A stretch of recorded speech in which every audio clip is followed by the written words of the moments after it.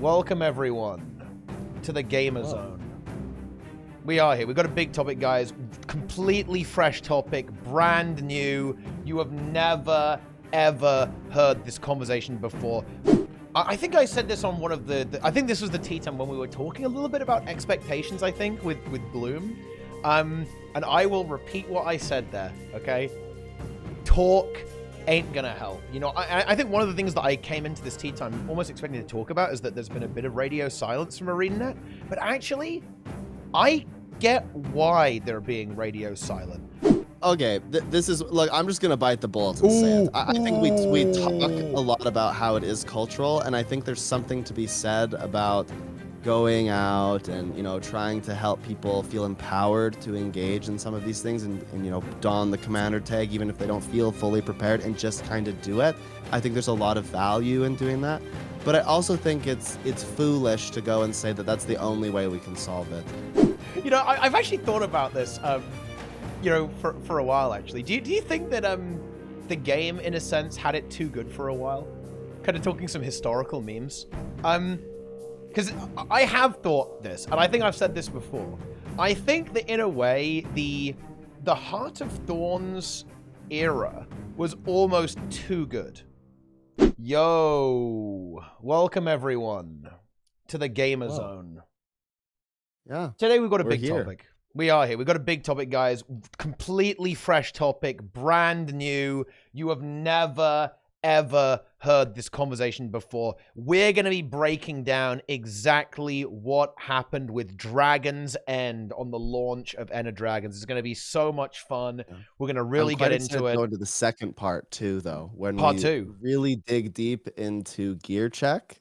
Yeah. And the highs and lows. Yeah. I mean, you mean the highs when we suggested it and got roasted, and then the lows when Nike said the same thing and everyone just said, you know what, we're ready for gear check now. Is that what you're talking about? Yeah, something like that. But anyway, I said there wasn't going to be TeaTime, but then I actually exposed Sneb. He was like, Teapot, I want to be on TeaTime. We need to do TeaTime. Let's go. It's a big conversation. And here we are, right? That's exactly what happened. By the way, you know, that's definitely not made up. Teapot said, "Yo, Sneb, TeaTime," and I was like, I don't know. I have a lot of marking to do, and then I got a lot of the marking done, and so I was like, yeah, I can come on TeaTime. And then Teapot said, but what do we talk about? And I was like, I don't know. You invited me, bro. That actually is a pretty accurate description of what happened. Yeah. I'll give you that. That's pretty accurate. But yeah, Guild Wars 2. We're in an interesting spot right now, I'd say. And I think one of the things that I did want to kind of bring up here, and maybe even contrast it with some other games, definitely is the community factor. What I've noticed with a lot of games, and I think you've noticed this too, because me and Seb are both boomers. We play old games. If a game is less than 10 years old, we aren't really interested. And what's very interesting looking at older games is that they almost are very self-sustaining, even if there isn't that much content going on, right? Like, even if the game is quote-unquote dead, the community will essentially power itself, like, on its own pretty effectively. And I think this is kind of true. This is definitely true of a game like StarCraft 2, definitely true of a game like classic World of Warcraft, right? True in a different way with the old school RuneScape. Of course, that game is still very much in active development, yet still has an incredibly passionate and robust community that will, you know, it keeps itself going through, you know, through thick and thin pretty much. This is such a meme conversation, because I was going to say, you know, we should do that in Guild Wars 2, but like in a way that I feel like that sounds like I'm saying, oh, it's the end times, you know, we have to retreat into our bunker to survive the apocalypse. But no, seriously, this is just as bad as the last TeaTime, man. The last TeaTime where I had Nerd Slayer, the death of a game guy, on just to chat about Guild Wars 2, people were like, oh my god, Teapot's talking about death of a game, it's coming, Guild Wars 2, death of a game. This is... Listen, gamers, okay? There's no subtext here. Let me just underline that. There's no subtext. This is just an interesting topic. There's no reason to despair. Not yet, anyway. I don't know, that was kind of my scuffed opener, where I then got distracted into predicting what people are going to interpret this TeaTime as and what we're talking about. So no, I need you to say something. Basically, that's where I'm at. I don't know. I think we're in a very interesting part of Guild Wars 2. It's been a long time since we've had a major release or major content drop. I think you can argue, and usually what is argued is that, they did a bunch of tweaks, fine-tuning, quality of life stuff. They brought Season 1 back, which I agree is a positive thing. But if you recall, it's probably over a year ago now, there was a TeaTime where it was you, me, and Nike. And Nike and I were both like, okay, if they don't continue to produce new content, people will perceive the Season 1 stuff as not enough. And I think that that's kind of happened. And so people's expectations of any new content that comes out now is that it has to be super big because we just haven't had anything. So they've got to have built this up over so long. And then we had a bit of, there's a bit of despair where people weren't very comfortable with the amount of content produced with Gaia Delves. And so now we're sort of in this strange spot where we're kind of waiting to be told what's next. We need to know what to expect, but we haven't really had that. So it's leaving people to wonder. They're thinking, okay, well, what is the next content drop going to be like? Now, of course, they have produced roadmaps and stuff. I don't even remember how far the roadmap has gone. I think we heard that there's some more content dropping this year. We know that they're changing the expansion cycle. But I think it's fair to say that a lot of the community is kind of sitting there going, what now? Where do we go from here? What should I expect? What are the next goals? And maybe people feel a little stuck. They're not really sure what's going on. And so I find that very difficult as a content creator and as somebody who's a really big fan of the game, because I'm not really sure what to think either. I'm not really sure where we're headed exactly. I'm not really sure what my next goals are. And I feel like I'm kind of waiting, And I think whenever you're in a situation where you're waiting, then people start to come up with unreasonable expectations. They get a little stir crazy. Yeah, that definitely has been happening. I think there is this kind of nervous energy in the community right now. People are kind of a bit jittery, right? I mean, I think that this is actually exemplified. I think we were talking about this Reddit thread a little bit before the stream, but look at this. Look at this Reddit thread is so funny. Why is MightyTeapot stream chat lately so toxic and doom towards Guild Wars 2? And this is a pretty active Reddit thread, actually, weirdly enough. There's 80 comments. Wow. That's a lot of comments, right? With people kind of going back and forth about all of this stuff. And to be clear, actually, the original post did go on to clarify that they basically were just, they weren't talking about me being doomed. They were talking about just like people in the chat saying, it's over, Guild Wars 2 is dead. Now, I think there was probably a bit of sarcasm that maybe this poster didn't quite see. But yeah, like there is definitely a little bit of jitteriness right now in the Guild Wars 2 community. And I think you've definitely correctly identified the cause as well, right? The Season 1 stuff was obviously a big gap. And then, I think you're absolutely right. People were expecting like a massive drop because it's like, well, we haven't had anything new for ages, right? So that means they've been working on this for a long time. Whereas, of course, that's not how it works. In fact, truth be told, I imagine Season 1, adding that back into the game was probably a comparable workload or effort to actually implementing new content, because they essentially had to re-implement it because it was just so outdated and old that it would obviously not mesh with the original game. And that's not even really a guess, by the way, gamers. The notable example of this is that when Heart of Thorns got released, Super Adventure Works actually completely broke and had to be significantly reworked because of all the engine changes they made to the game with Heart of Thorns. So old content in Guild Wars 2, and not in any game actually, right, obviously does actually break. So re-implementing was very much a high workload. And then, yeah, you had this like, you had this like big gap, and then Gaia Delves comes out, maybe a little underwhelming for a lot of users. Definitely not ideal for sure. And that, that's not good. I want to add something, because I think this is actually important context. You mentioned that Reddit thread where people are bringing up that, things are a little doomer, or that the chat gets a little worked up sometimes. Let's think about this for a second. Where do people have to go to talk about the issues they have with the game? Almost nowhere. So where are they going to go? Here, because they know that they won't be shut down. That you'll allow them to sort of, to an extent, voice their concerns. They can't go to the forums. On Reddit, maybe sometimes it works, but they don't have very many places to voice their concerns. So let's also think about how you're one of the larger Guild Wars 2 content creators, and as such, you'll attract more of a conversation with these kinds of things. There'll be more polls, right? You'll have people that are like really hyped about stuff, people that are really mad about stuff. Think about the other major Guild Wars 2 content creators. A lot of them aren't really playing the game very much. And they're playing, but they're not playing with the same level of frequency and consistency that maybe you are, right? Maybe they're, they'll play a couple times a week or whatever, and then they're playing other games and exploring other things, which is totally fine. But I think that this puts this community, this chat, in the spotlight a bit more because it's always there, right? You're streaming with far more consistency than many of the other larger Guild Wars 2 streamers.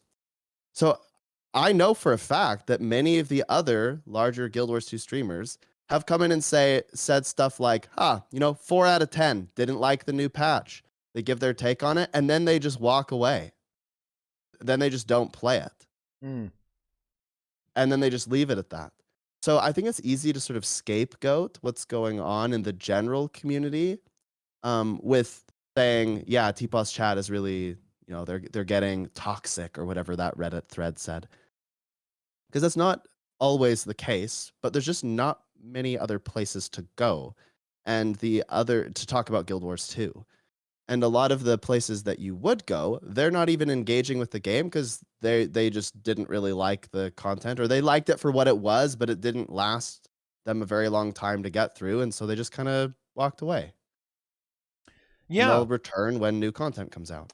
Yeah, I think that definitely is true. That's this is one of the things about this stream. I think there is an element of truth to this. I think the Twitch community is where you're going to find quite a lot of pretty veteran, grizzled players, right? And like this stream in particular is one of the areas where I think people know is a place where you're allowed to complain about the game, right? Even the glorious YouTube comment section. I love you guys. You're allowed to shit on the game. You have my permission, right? Like, if you want to do it, you can do it. We can argue about it. We can debate about it. We can have a conversation about it.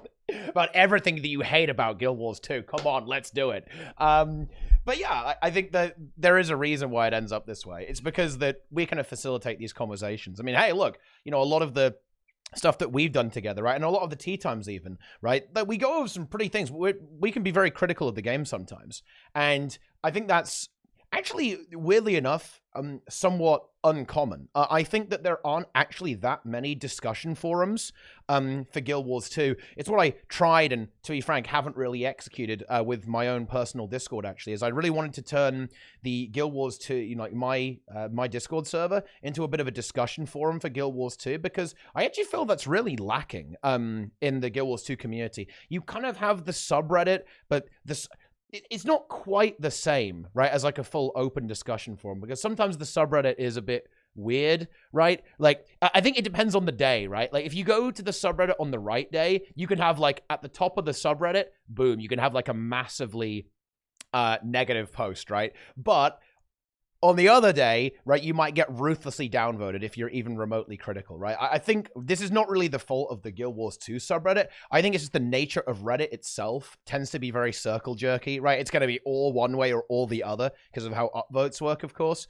So there really aren't that many places where you can have like a full open discussion about the game, right? The obvious one would be the official Guild Wars 2 forums, right? But, well, yeah, no. It's actually funny. Yeah, like you can actually get banned for disagreeing with someone on the forums. Yeah. So you've got to watch out for that. It's unfortunate. Yeah, I think politely disagreeing with someone and presenting your evidence or your argument is an important part of discourse in general. That's how you create change. And if you're not willing to engage with people you disagree with, politely, of course, then you aren't going to make a lot of progress. Nothing really happens. Yeah. I was thinking a little bit about the subreddit actually. Yeah. And just I've been trying to compare and contrast other communities, maybe of similar size or some maybe a bit smaller, some maybe a bit bigger, to Guild Wars 2. And just kind of think about the kind of discourse that happens. This seems like a bit of an aside, but on Twitter the other day, I made a tweet and I was like, what are you looking forward to? And a bunch of the responses, what are you looking forward to about Guild Wars 2? A bunch of the responses were like, nothing. I'm not looking forward to anything. No. And then a bunch of them were like, yeah, I'm looking forward to, my personal role play and this thing that I've kind of got going on with the story and whatever. Some were like my guild or like a community event or whatever. And I just kind of thought, isn't that a bit strange? Right? Maybe there was one or two that said they were looking forward to the new expansion cycle. But to me, it seemed like there wasn't anything that ArenaNet in particular had done or said that they were looking forward to. Other than maybe, oh yeah, I'm excited for some new content later in the year. Not sure exactly what it's going to be though. Or, oh yeah, excited for an expansion cycle, but don't really know what that's going to be. When you look at other games, like I know I brought this up the other day on your stream just very briefly, but I look at the old school RuneScape community a lot because the discourse that they have there is actually very deep in a sense. Like they have community managers going in there and they have polls and the community's voting on different things that they want and they debate about what should happen in the game and they basically have like political campaigns about how the game should go. Like they're very passionate about it. I think that if I were to go on Twitter, on OSRS Twitter, and just say, what are you most looking forward to? They'd be able to say, this new raid that's coming out. I know that we have a new skill. I'm looking forward to the content creator awards. I think they'd have a lot to say and that discourse would be more meaningful and impactful because there's something to talk about. Right now in Guild Wars 2, it feels very off. And I'm not saying this to complain. I'm not saying this to be like, oh, whoa, the game is dead or whatever, right? This is purely an observation, right? It's purely an observation that it doesn't seem like there's a lot of people talking about the game. And why is that? Well, I think there's something to be said about tempering expectations, community management, that whole conversation we've had 1,000 times. But maybe there's just not something that people are particularly passionate about right now. Or maybe I'm the anomaly. I don't know. I'd be very curious what other people would have to say about this, but it doesn't seem like there's generally a lot of conversation about the game and people aren't particularly passionate about one thing over another or the direction or I don't know, or maybe they are passionate about the direction but they're just not talking about it. What do you think? It's a really good question. I'll just say the thing that initially popped into my head, right? I think that there's a bit of I think there's fatigue, is how I describe it. I think to put it in a palatable term, it's a bit of fatigue. I think that you can be excited and have discourse, but it only works. Oh man, I can't believe I'm going to say this. It only works if you have a reasonable expectation that something will happen. And I believe that in the Guild Wars 2 community, people do not believe there is a reasonable expectation that any of the things they might be talking about will actually happen. What would change that? What would they have to do? Consistency. ArenaNet would have to actually do something that inspires that level of confidence in the game. Mm-hmm. Yeah, and maybe so. I remember when I worked in a restaurant, and we always talked about how if someone's waiting 5 minutes, they'll say that it's 50 minutes.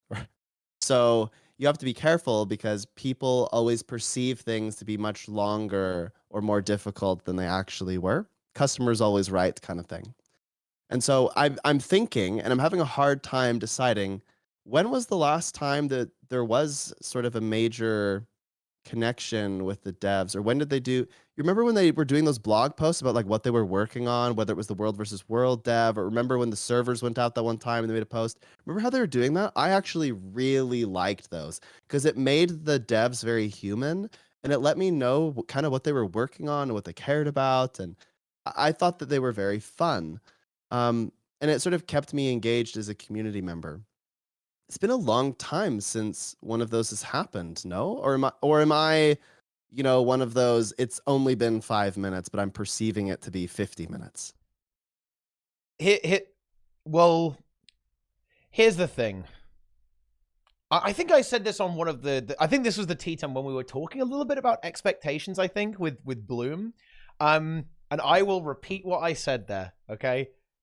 Talk ain't gonna help. I think one of the things that I came into this TeaTime almost expecting to talk about is that there's been a bit of radio silence from ArenaNet, but actually, I get why they're being radio silent. I think ArenaNet aren't stupid, right? Contrary to popular belief, am I right? They know that absolutely nothing they say now is gonna help, right? I think ArenaNet are actually acutely aware that the only thing that they can do to kind of, I guess, quell the slight negativity that's permeating the community right now is actually release something, right? And actually do it. Look, I'm just like, you know what? Let's go there, guys. I do think that 2023 is going to be pretty quiet in terms of content releases. If you want my actual honest opinion, honest version, and by the way, this is not like something I've just plucked out of thin air. I've actually been saying this for a while now. I think it's actually entirely possible that the next update is similar in scope to this one. There's going to be the fractal obviously attached in. I think that's in the next patch, I think. So that's pretty cool, at least, and that will have a challenge mode as well. Very exciting stuff. But I think that, yeah, it's going to be pretty light, right, on how much content we're getting for the rest of the year. And I think ArenaNet know that it's probably going to be a bit rough, and people are going to be pretty negative. I don't really think they have that much to gain from actually engaging that much right now, to be honest. I mean, it would be nice for us, obviously, but I'm not sure if it would really actually help the situation that much. Because I'll slightly disagree with you. I think I know what you're getting at, right? It wouldn't help if they were just like, oh yeah, it's coming, like there's new stuff coming, like don't worry, it'll happen eventually, because everyone will just kind of roll their eyes and go, okay, right? It doesn't help really. But what I think does help is when you have a community that's really engaged, or like when the devs are very engaged with the community, answering questions. I think there's a bit of a different corporate culture when it comes to ArenaNet relative to some other studios. Again, I'll go back to OSRS, right? People will tweet the devs, the mods all the time there, and they'll just respond and like have a conversation. And people respect the hell out of that. They love it, right? Because they can actually just the devs just very human then. But I think that there are some rules and stuff perhaps where devs can't really engage as much, or they have to be very careful about what they say and how they say it. The devs do engage every once in a while. But maybe not to the same extent or capacity. I know a lot of the devs for Guild Wars 2 have like their personal accounts. But with OSRS, it seems like most of the Twitters and stuff that I see they actually have like a dedicated account to engage with the community. And I really like that. My personal opinion is that's the right way to go about doing things, because there is still separation there. But it's quite beautiful that they can go and just kind of answer a random question, or laugh at some funny picture, or like get in on the memes and the jokes. Like they're very much a part of the community. You know what though? You know what? Do you know that there's a key difference here? And I can't believe you're making me the villain. I see what he's done here. This Sneb guy is very smart. Okay, you can see that marketing knowledge coming out here, because he's doing a good job. There's a key difference here. Like in old school RuneScape, are there actually like loads of things going on in the game? Like the game is actually like moving forward. Hell, they've even got a brand new skill coming, right? Which is a huge deal for the game. Let me do it actually a slightly more apt, another comparison here. Hearthstone. My understanding of Hearthstone is that Warrior, there are different classes you can play in Hearthstone, right, that have different cards and different kind of abilities that you can use. Warrior has been very bad for a long period of time. And there's a new expansion coming out in Hearthstone. And the Warrior cards suck. Okay? they're really bad, right? Like, everyone's looking at it and going like, holy shit. And you know what's kind of cool is that the devs actually did respond to this. Basically, someone prodded one of the devs and said, hey, like, what was your philosophy with Warrior with this expansion? And the dev said, oh yeah, I'm not going to defend it. You know, you kind of got us there, but hey, there's a lot to look forward to next year. And the thing is that, like, obviously people were okay with acknowledging that, but I actually read the Reddit thread for this and some of the responses on Twitter, and they weren't exactly like, oh wow, this makes it all better. Because obviously the Warrior enjoyers had already been in, you know, pretty dire straits for a long period of time already, so they were basically like, oh yeah, Omega lol, Omega lol, Omega lol. Now, of course, the Hearthstone community did rally and they just posted a bunch of memes, right, to counter this. They have the Hearthstone community is fun. There's a lot of fun memes in that community, which I guess alleviated the pain of all the Warrior mains. But I don't think it was quite as effective as some of the things that might happen in old school RuneScape, because Warriors had already been downtrodden for years. And I think that's how quite a lot of players in Guild Wars 2 feel, is that they've become very, very cynical and very, very jaded because we've heard that one before. I'd kind of, you know, harken back to, you know, do you remember this period of time, Sneb, where like every 3 months, ArenaNet would say something along the lines of, we're restructuring to release content faster. They just said that every single time, basically, right? And then maybe it happened, maybe it didn't. We don't really know. Like, I think this is the problem. Like, the Guild Wars 2 has a huge amount of baggage with it, right? Like, there's a lot of baggage that comes alongside it. Yeah, I imagine it'd be very difficult to be a community manager for Guild Wars 2 because of precisely what you just said. I think that anyone that's willing to take on that challenge deserves a bit of praise, because it's not easy walking into a 10-year-old game with a very robust history and perhaps a little bit of baggage and flourish and do well. I think it'd be really hard, in fact, to do that. Yeah.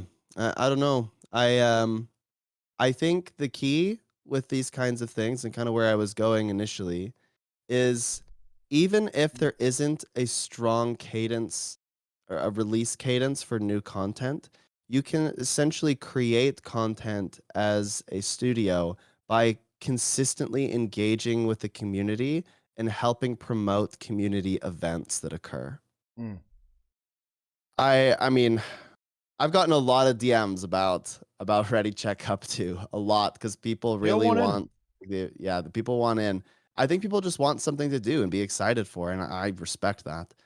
The reason that it's taken us so long is we really wanted to have that tool so that it was fair, because a lot of the complaints that we got from the first one is, you know, how do you measure where someone is at skill-wise? So it's taken us quite a while to get that tool done, but my understanding is that it's complete, and so we should have things kind of more finalized very, very soon. Yeah, absolutely. Yeah, but if we think about this, what other community events are going on? And this isn't a slam on the community to say that there aren't events going on, because I know that there are. Like, different guilds do fashion shows and they have all these things. The problem is that I don't know about them.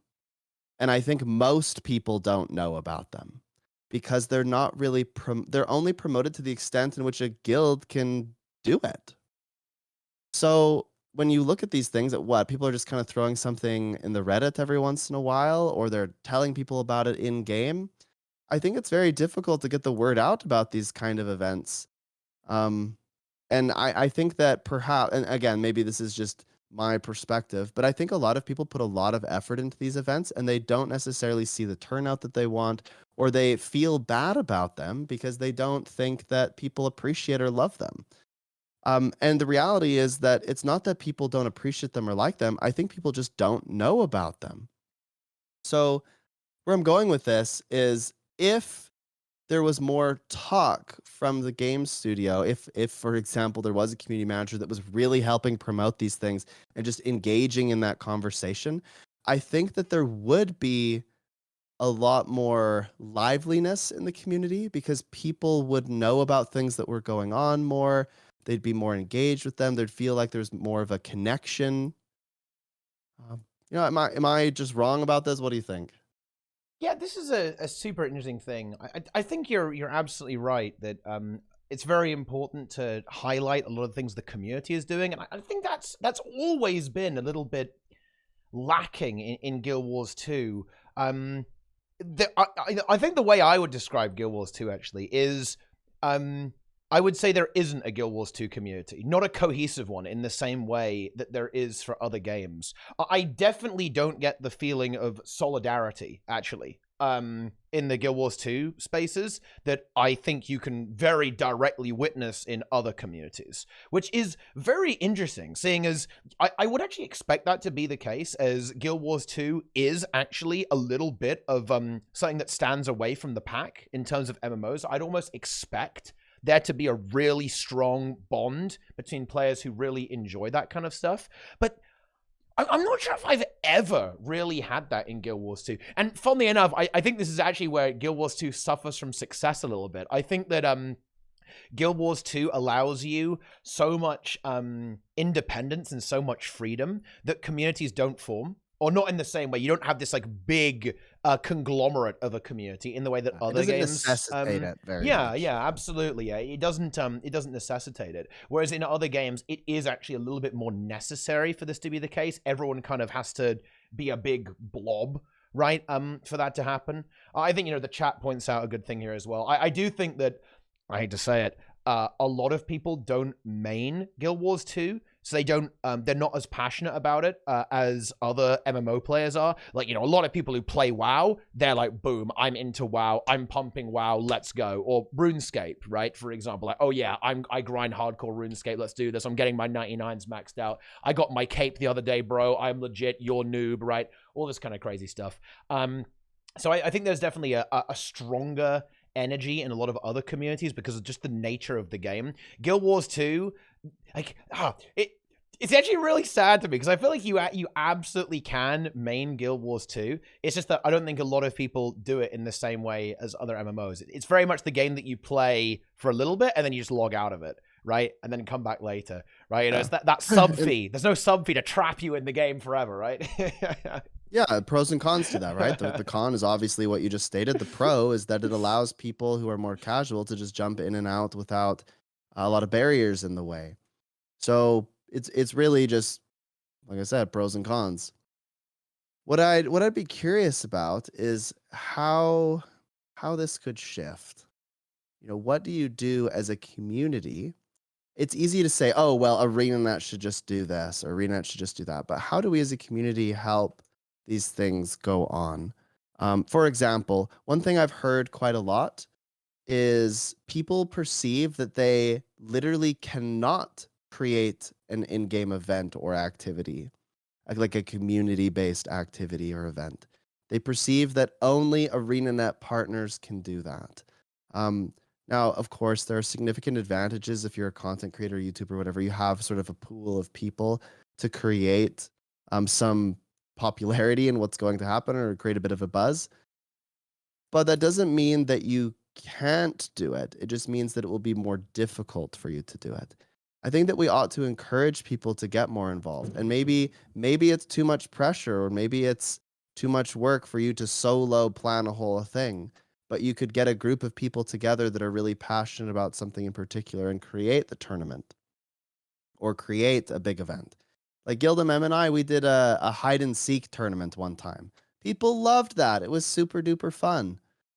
I'd like to do it again, actually. I think it was really, really cool. But that's something that I think most people could sort of help organize. And maybe they just need to rely on a few people to help spread the word. Maybe we ought to encourage that more and help people understand that they can have a big impact on the community if they're willing to put themselves out there a little bit. Yeah, absolutely. I think that I think this is definitely a really big thing in the Guild Wars 2 community. People definitely feel like they can't really make a difference, right? I think you were bringing this up actually regarding the LFG earlier. Like, oh, you know, I'm one person. What can I possibly do, right? Like, you know, I'm new. I can't do anything. I'm useless. I need to be, you know, I need people who know what they're doing to get through this content. I think this is actually a very pervasive mentality, right? But, you know, everyone's got to start somewhere, right? And you know, there's plenty of avenues where you can actually make a significant difference, right? And after all, like, you know, what is a community but a lot of individuals, right? That is what it is. It's a whole bunch of people all doing their thing, right? So, you know, you just got to get in there, right? You just got to go. You got to do some stuff, for sure. It's very interesting, and someone in the chat said something very interesting now. And you know what? I think there's actually an element of truth there. Actually, it's that people. Is it even desirable, right, to have like this level of energy about a video game? And that's an interesting conversation. I would actually say that I would say that it actually it's not really a question of healthiness, but is it okay? I think absolutely it is. Yeah, I think it can be healthy to be incredibly passionate about a video game in the same way that you are about sport. But why right? isn't it? Why isn't it healthy to be passionate about something like a video game? Well, I think the idea here is that if you are kind of throwing all of your time into one game, like maybe you're limiting your horizons a little bit, or you're getting a bit obsessed over something like that. I think that can happen for sure, right? Yeah, passion doesn't have to mean obsession, though. Like passion doesn't have to mean that you spend every waking second playing the game, trying to earn gold to create an event or something. It doesn't have to be like that. Passion can just mean that you really enjoy something and you want to share that with other people. Oh, no, I'm with you. I definitely agree. I just thought that was an interesting thing to bring up. You know, the chat bringing their intellectual takes today, you know? Yeah, well, I think it's like anything, right? You could argue that playing tabletop games and, you know, being passionate about painting the little models can be unhealthy. Sure, if you take it to an extreme and you're and you spend all of your money on it and now you're in major debt, and you know, like you wake up in the middle of the night thinking about how you mispainted something one time, like, yeah, sure, maybe that's a bit unhealthy.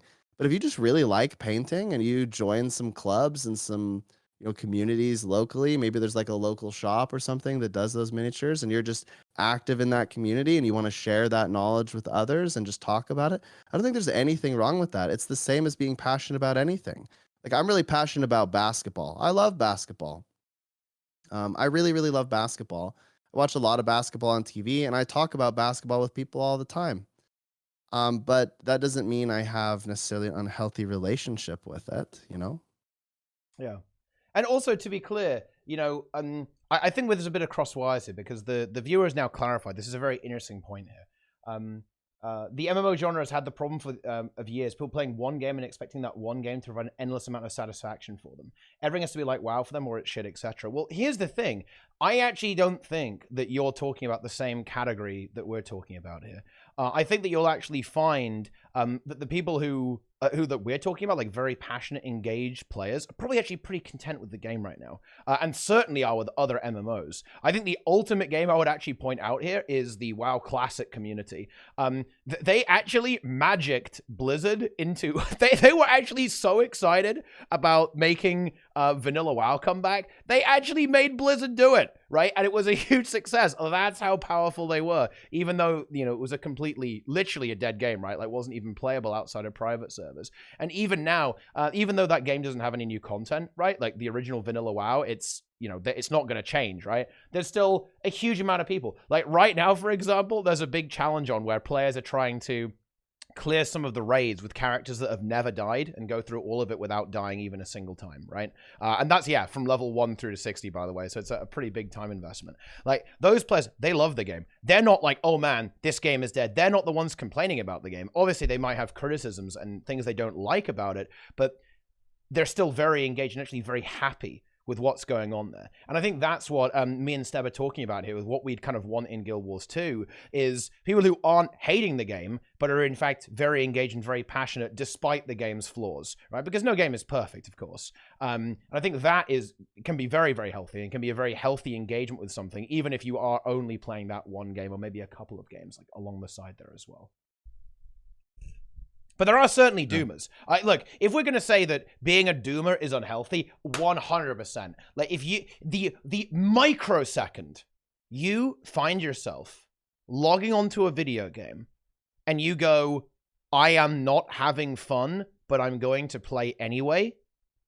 Uninstall, turn the computer off, touch grass, or play another video game if you don't want to. Touch some virtual grass if you want to. It's entirely up to you, of course. But yeah, absolutely. Never play a video game that you're not enjoying. Because what's the point? No. I think it's quite valid to be disappointed if maybe the direction of the game isn't going the way that you want it to go, or because maybe you've spent a lot of time with the community, you have relationships here. And so it makes sense that you might be disappointed or you might be going through a range of emotions. But if you're really not having fun, the healthiest thing you can do for yourself and for others is to go find something that does bring you a little bit of joy, that is fun for you. And that might be outside of the game that you currently enjoy. And it doesn't matter what game it is. It could be Guild Wars 2, could be StarCraft, could be Warcraft, could be Final Fantasy. If you're just not enjoying whatever it is that you're doing, I mean, look, it's supposed to be a recreational activity. If you're not having fun, then it's not worth it to you. You're not getting the value that you deserve. Exactly. You can always come back later too.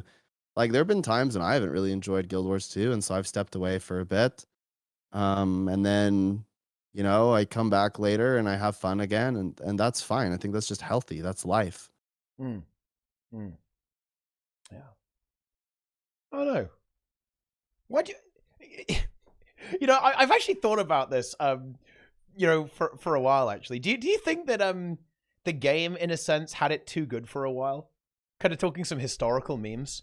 Because I have thought this, and I think I've said this before. I think that in a way, the Heart of Thorns era was almost too good. And it actually made the community less independent than it otherwise would have been. And let me explain. So, Heart of Thorns. I think a lot of people would consider Heart of Thorns after the initial content drought to be kind of the golden age of Guild Wars 2. I think that's a very widely held opinion. And there was a lot of content. You had a raid wing coming out about every 3 months at that time. You had Living World Season 3 also being released at the same time. There was a lot going on, right? World Vessel was super active. PvP was super active. Like, the game was really bustling. It really was. It was certainly the peak of the activity, I think, outside of course, the initial burst in core, right? In the initial core game.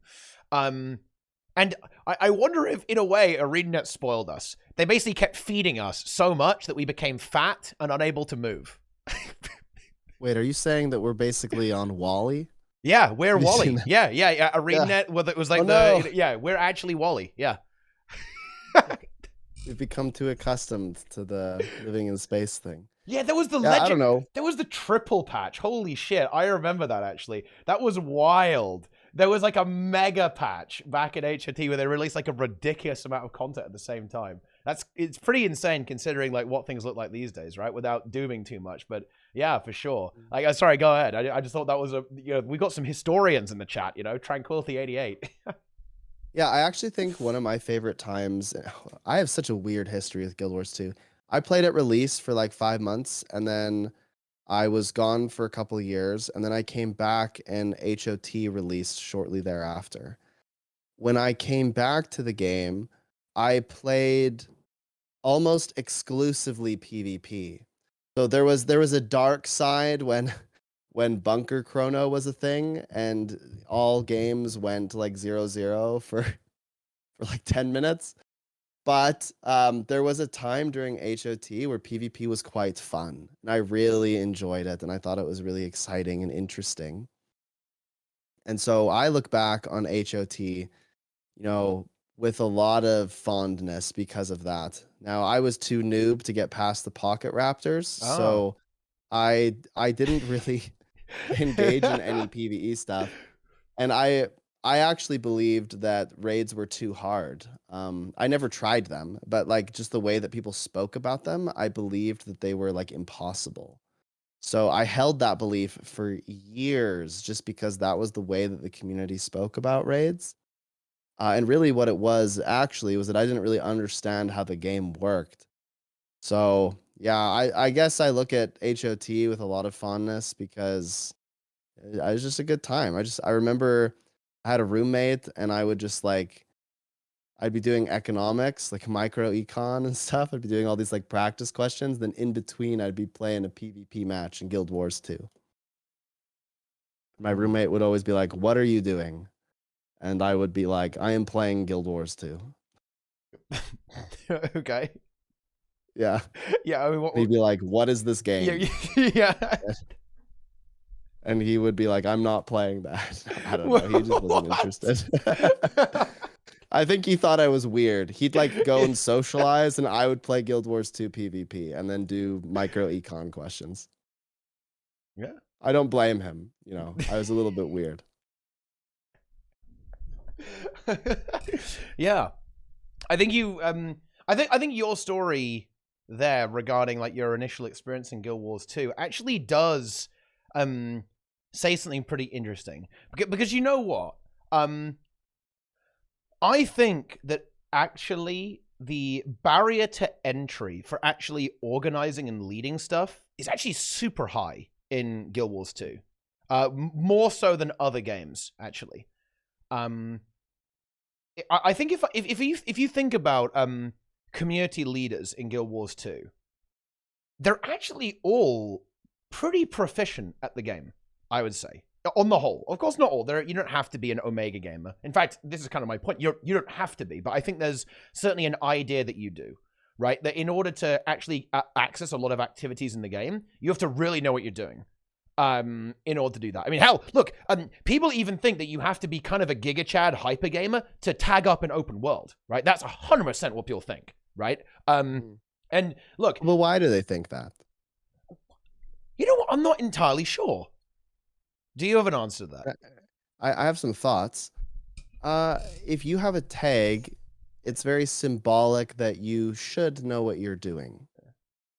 There's a lot of community pressure if you are a commander to be the one who's like basically doing everything, giving people instructions, telling people where to go and when, counting down timers. In some of the major events, this is more relevant, right? So like Triple Trouble and Dragon's End, and even to Quaddle to a very small extent, right? You got to make sure people are on the turrets and whatever.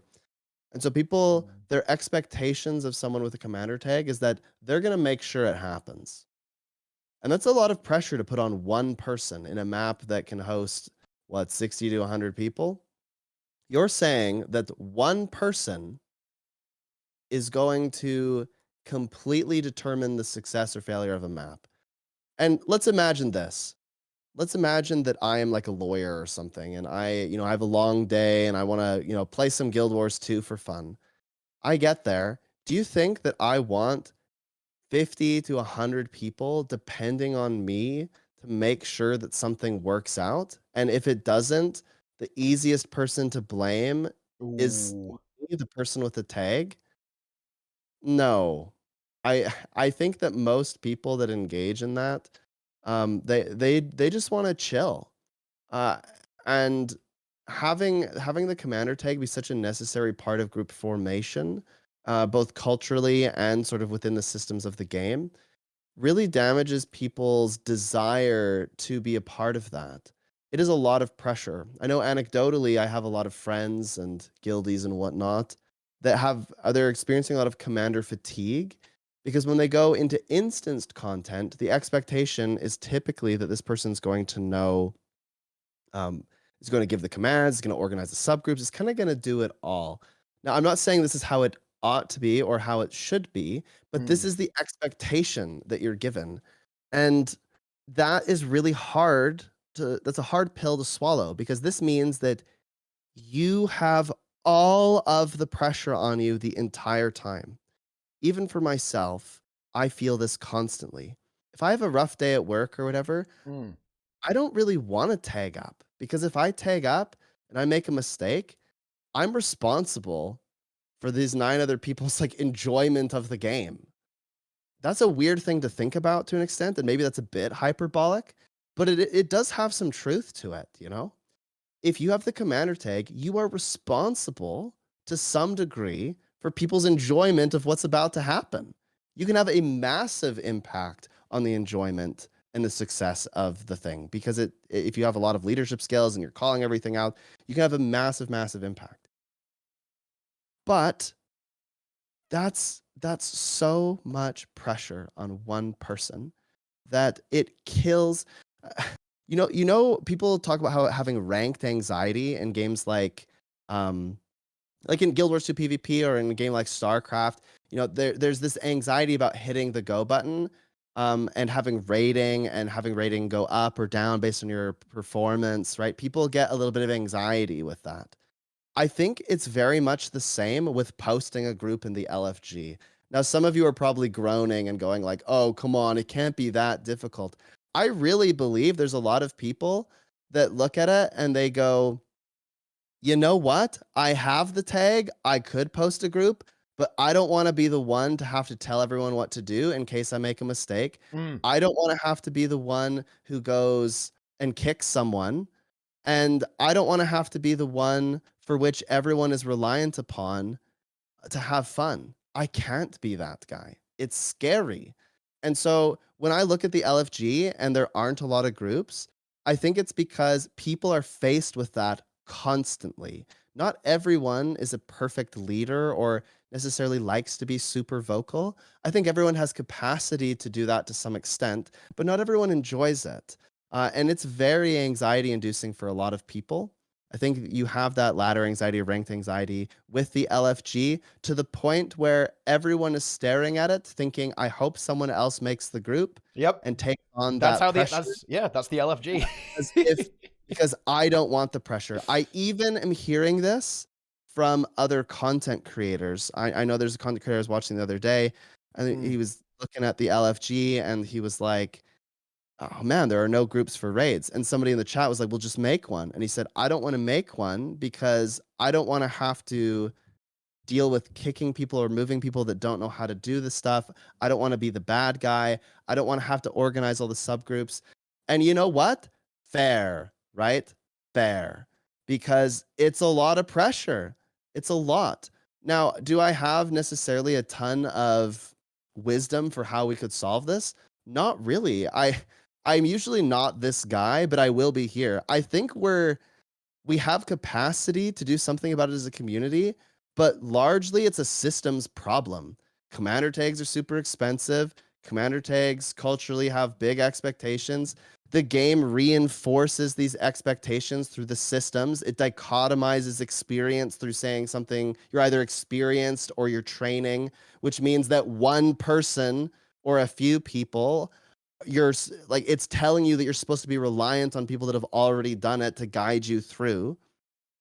When you combine all of these things together, it's really hard not to say, oh yeah, this sucks. Like, this is really hard to move past, because the systems create this environment. Yeah, and I do want to highlight that this is a bit of a tricky one to solve because it is systemic. This is where the game's complexity kind of bites itself in the ass, I guess. It's actually very hard to solve this because even if you had like a random queue system, you still need subgroups, right? Like, you're going to need that. Otherwise, the content's going to be significantly more challenging because of the way the boon system works, right? Like, you are going to need that, especially for instance content, right? For raids and stuff. Someone's going to have to still have a slight leadership position. You aren't going to be able to write some code that's going to do that super effectively a lot of the time. And yeah, I think the LFG is a great example here, but I think that I almost want to zoom out a little bit here. I think that entire thing that we just kind of had to talk about there, the Sneb expose, that points to a larger issue. It is actually quite difficult to take that first step into being a community figure in Guild Wars 2, which is quite likely why we have so few. Because it's a daunting step. It's a big step to take. And of course, the bigger the step, the less likely players are going to make that step because it's, it's a very intimidating, very anxiety-inducing situation. In other games, it's nowhere near as much of a step, right? But in Guild Wars 2, yeah, this is where the game's combat system backfires a little bit because less players are going to want to step up. And by the way, I want to actually point out something really important here. The 300 gold for the commander tag is not the issue. This is a really common scapegoat, actually. But if I encourage anyone to test this, by the way, and you will immediately realize that what I'm about to say is correct. Tag up and fill a squad of open world. Any open world map. Doesn't really matter which. Well, an endgame one, right? Level 81. Okay? And right-click on people and see if you can give them the tag. And what you'll notice is that I want to say over 50% of people have the tag. That's my experience. When I'm running a meta train, when I'm... even if I'm not streaming, right? Because obviously, there's a bunch of greasy nerds who join my squads when I'm streaming, right? But even if I'm not, go through all of them. And I've talked to the meta train people as well. Vivaloof has told me this as well. I've talked to Darren's about this as well. And yeah, you can verify this. If you right-click on people and see, make commander, you'll notice that a lot of people have the tag. Like, it is actually the knowledge and the requirements, kind of the cultural systemic requirements to actually execute this kind of stuff and the pressure it puts on you. That's what stops people from tagging up. Now, to be clear, I think it's totally fine to remove the cost from the tag. I'm not saying that the tag costing money is a good thing. It probably isn't, to be honest. In fact, let me rephrase. It definitely isn't, because it has just flat out core features attached to it, like ready checks, like moving subgroups around, like markers. These are basic features, okay? I'm going to meme a little bit and break them another game. Gamers, classic WoW has this stuff. Baseline, right? In the game. Fucking classic, right? And the fact that Guild Wars 2 doesn't is pretty silly, right? So, yeah, but still, it actually isn't the big barrier. The big barrier is not 300 gold. The big barrier is the knowledge barrier, the responsibility barrier. And I think that really feeds into this entire conversation that we've been having, actually, over this tea time, on why we don't have energy, why we don't have buzz. It's because everyone's waiting for someone else to step up because they don't want to be the guy who, I guess, kind of messes it up. Even though I do want to quickly say something before I bounce it back to Sneb. That's kind of a false assumption. In general, I'll tell you guys a secret, right? If you tag up, you're probably going to be fine, right? Especially in open world. Don't worry, you won't mess it up. You're good to go. If you've done a map a few times, you're in 100% a perfect position to lead it without too much bother, to be perfectly honest. Even in instance content, just get in there, right? People are going to go, thank you for tagging up, we love you, right? Okay, you are the unicorn already, so don't worry. You're in short supply. But yeah, that's it. Yeah. Okay, I'm kind of going to do a slight aside. This is random. Ooh, oh, here we go. People have messaged me on Discord telling me there's some like Reddit post trying to call me out. Wait, what? For toxicity or something. Wait, what? Wait. Okay, the funny part is I have, and you can attest to this, Teapot, and so can my entire Discord. I've hardly played the game at all in the last 3 weeks because I've been super sick. I went to the hospital. He has been super sick. I went to the hospital. I went to the doctor multiple times. I've had to call the doctor's office. I was so sick that for like 4 days, I literally was in a blanket cocoon. And you can still hear that I'm a little bit sick. Anyway, I was worried about pneumonia. Probably not pneumonia. I was worried about whooping cough. I had to go get tested for that. So I have barely played the game at all. I've literally like logged in and then upgraded some stuff in the guild hall because of the Ethereum and logged out. I maybe did 2 raid wings in like the last 3 weeks. Yeah.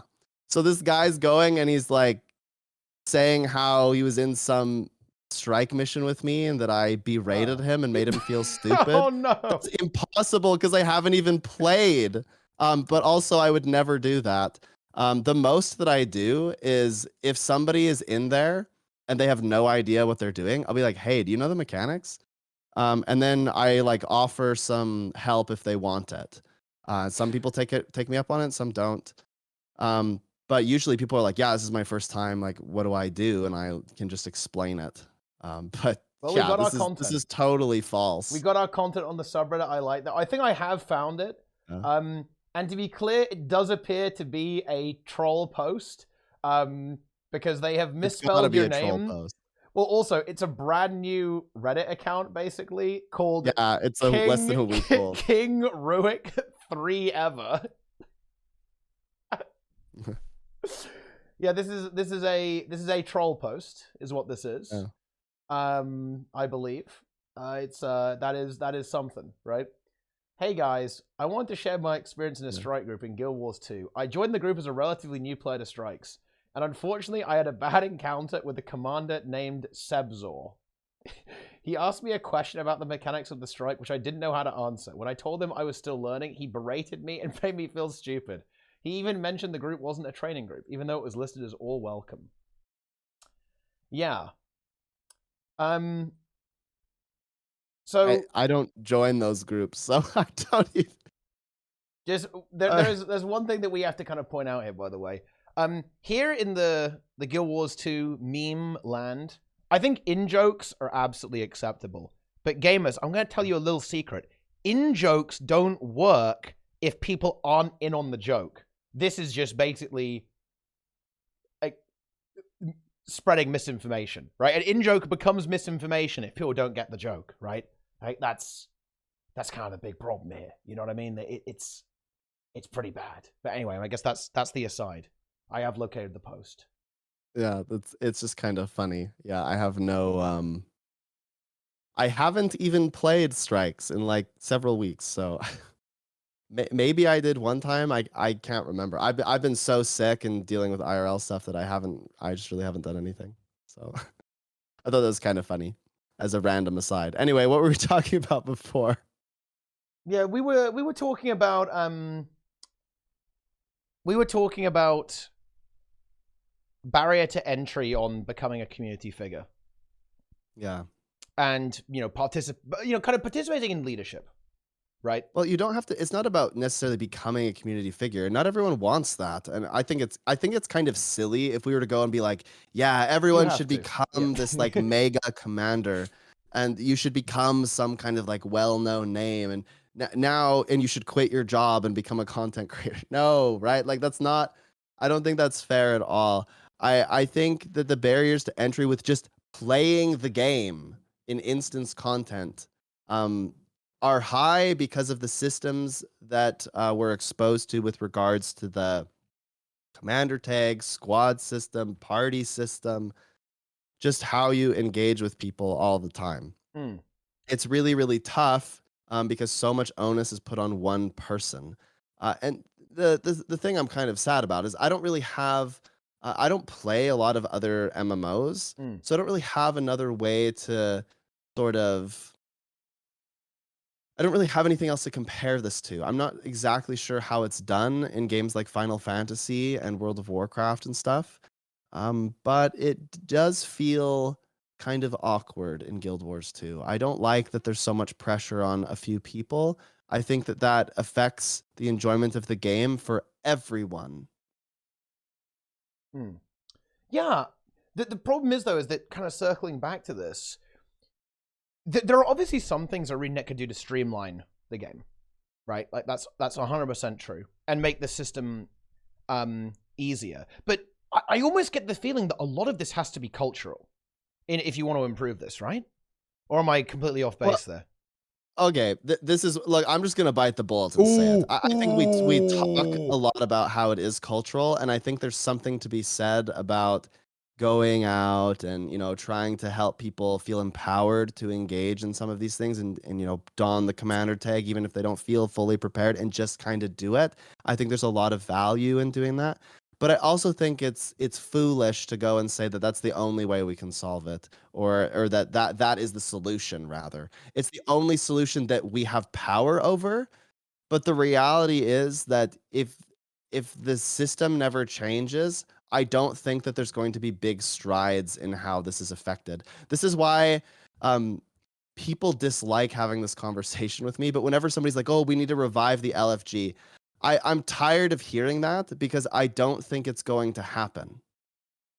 I don't think it's possible to revive the LFG because the LFG system is not good. It's not good enough to be worth reviving. How are you supposed to revive the system and get people to engage in the LFG if people still have that sort of ladder or ranked anxiety that occurs when they're trying to put up their own group? I just don't think that it's going to change very much. Every time somebody does try to revive the LFG, what happens is all of the commanders who are slightly burnt out because they've been doing it for ages, they all gather together and they post 1,000,000 LFGs, and then a whole bunch of people join and a whole bunch of raids and stuff happen. And then as soon as the event is over, all of those people stop posting LFGs and no new people start posting LFGs. And so you're just back to square one. The system isn't strong enough to be revived. So it's very tricky. Now, on the positive side, I'm not saying it's completely fruitless to try and help people and to, put more things in the LFG. In fact, quite the opposite. I think it's worthwhile to get people excited and to show that the game is alive. The problem is that it's not sustainable. You can't sustain that level of effort or expect people to, because there's very little in it for them other than they have to do a little bit more work and they get very little out of it. So it takes like somebody really just volunteering their time. Would you not say that that's kind of a critical mass thing though, in a sense? Because I believe you didn't get into raiding until fairly late in the game. That's correct, right? I think. It was 2019 or 2020. So I think it was 2020. Because you don't know a funny meme? During the initial release of raids, the LFG was insanely alive. Particularly the very early wings. But even kind of going into Wing 4 and hell, even Wing 5, actually, I would say. It only it kind of dropped off a cliff after Wing 5. There was a pretty big gap between Hall of Chains and Mythrite Gambit. And yeah, no shit, right? New content generates a lot of interest and gets people going. But actually, one of the reasons why I was kind of praising the Heart of Thorns era was because the Heart of Thorns era, the LFG was super active. We didn't really have this problem with players not making groups or not being able to join groups nearly as much. And this is a multifaceted issue. Obviously, the scene being a lot more mature now is actually a problem because it means there's loads of people who are veterans and way less new people, right, than there were back then. So that's an inherent issue well, you can't really get around that. You just need to add more new people. But I think a big part of this is critical mass. A lot of the LFG communities for squad content has kind of decayed over the years. And even to an extent in 5-player content as well. Like the Fractal LFG is not what it once was. The instance content scene has simply decayed over time. And part of that is lack of content, I guess. But yeah, I think that the system itself obviously could be improved massively, and it's definitely one of the key systems that I'd love to see a really big overhaul on. But I think overhauling the system in a way on its own isn't good enough. I do think you need to see a cultural shift as well, where more players are feeling confident to create groups, and potentially more players have more reasonable expectations for what their commander is. More of like less of a complete guide, right? And more of a, oh, this is just someone who's basically pressing the rage check button. Although, you know what, Sneb? Did you know this happens in other games as well? Let me tell you a story about good old vanilla WoW yet again. This is now classic WoW time, guys. Tanks in classic WoW are expected to be the leaders, to know the dungeon layout, to control the pace, know all the mechanics, and tell people what to do. This is actually pretty common. And do you know how uncommon they are? When I was tanking, do you know how I earned my gold to craft legendary items in classic WoW? Yeah, people paid me to tank in that game. That's how rare tanks were in classic, in vanilla WoW. I got paid a lot of gold to do this. In fact, people let me reserve, in other words, take every item they didn't need from a dungeon run. Everything. I took all the loot. Except items that certain players required. So this is not unique, exactly, to Guild Wars 2, I think. And yeah, now the chat is now confirming that in Mythic Plus, in retail World of Warcraft, there's a kind of a similar dynamic that's going on there as well. Maybe it's true for Final Fantasy as well, I don't know. Yeah, I would agree yeah. with you that there's kind of a mix here. You need to Mm. have some cultural change and you need the system change. My main counter to that would be there's no reason that the cultural change is going to be impactful enough unless there's also a systems change. I'd be inclined to So agree. I think, yeah, I think we can go around and we can tell people, and I think we shouldn't go full doom and be like, there's no point in trying. That's not what I'm trying to express. What I'm trying to express is that it is far more difficult to have a major impact on a grander scale when the system is how it is. However, you can have individual impacts that, of course, do add up. And so this doesn't mean that you shouldn't try or that you shouldn't support other players or make LFGs. What I'm trying to express is that in order for this to have a longer lasting and broader impact, there do need to be system changes. And, you know, just to kind of lean into this about the critical mass thing, wouldn't you say that our experience with stuff like Ready Check Cup and raid tournaments is actually very indicative that it's really actually hard to get this stuff going? Because when it comes to running events, Hardstuck is the big organization that does like the tournament stuff, right? Like that's what we do. That's our thing, right? Among other things. But it's really hard to sustain it, right? It's really hard, actually, to do so. It's extremely difficult. It's a huge amount of work, and there's a massive barrier. And bear in mind, that's us as pretty much the largest established community in Guild Wars 2. It's really difficult for us to do it. So I think there is a huge barrier to actually organizing and creating things like this. And I'm not saying that everyone has to run tournaments, right? Like, obviously. I'm kind of talking about anything, any kind of event in the game, any kind of community thing. Organizing that and creating that is super, super difficult, right? And one thing that I actually want to bring up is it's very difficult to advertise. I think you briefly touched on this earlier, but I think it's actually really worth mentioning, right? We don't have to get into these stories, but I think you've got some really funny stories about people being mad at you for advertising in the LFG for your guild. But I think it's worth noting that if you've got a guild, you've got a community, right? Where do you advertise it? You kind of can't, right? There's no guild billboard system. There's no guild advertisement system. There's no way that you can easily allow people to say apply to join your guild or maybe register their interest in joining your guild somewhere. It's actually really hard to do that. No, look, I got to go off about this quick. People would rather there be nothing in the LFG than a recruitment post for a static. People would rather that it literally be empty. And that to me is sad. Like, I don't get it. I don't understand. I honestly, the LFG system is really scuffed, and there's like a lot of issues with advertising guilds and communities and events and stuff that happen. Shouldn't we just be happy that anyone is willing to do anything? That someone is willing to take their free time and try to create a community for people to get into raids or strikes? Shouldn't we be happy that the game is alive enough that there are statics trying to recruit, or that there are guilds that want to form up so they can create some positive change in the community? Like, think about how there are literally people who would rather that there be nothing happening. And, I don't understand. I can't comprehend it. I would much rather that the LFG be filled with advertisements about guilds and statics and things that are happening, even if they're in the wrong place. I would much rather that occur than it be empty.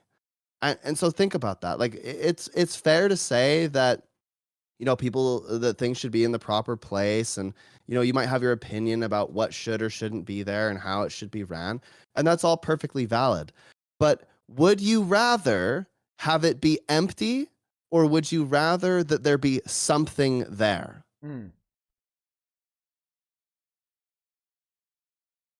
Absolutely. And I think you want it to be active. I do want to very quickly bring up the like the Guild Plaza as well. And I actually will concede that there's a bit of a chicken and the egg problem here. The Guild Plaza system is pretty useless for multiple reasons. One, people don't use it, actually. Weirdly enough, if people looking to join guilds, they'll actually look in the particular section of the LFG, actually, or map chat, right? Like, that's where people look. to join guilds. So yeah, if more people used it, then yeah, more people would look there. But I want to quickly point out there's actually a very severe design flaw, okay? With the Guild Plaza, it doesn't allow you to list a squad there. So people can join and change their LFG. But more importantly than that, you can't leave a squad message for people. You can only be a party there. If it was a squad message, I think you might have a point here, and the system would be a lot more useful, for sure, but you can't. I also want to point something out, too, is that all of these recruitment methods suck. Why? Because you can't do anything while you're advertising your guild, because you can't be in a squad at the same time, right? This is a brutal, fundamental systemic flaw, by the way. This is like that's a huge problem, by the way, that's the case. That you have to basically be AFK doing nothing while you're listing your guild. This is bad, really bad.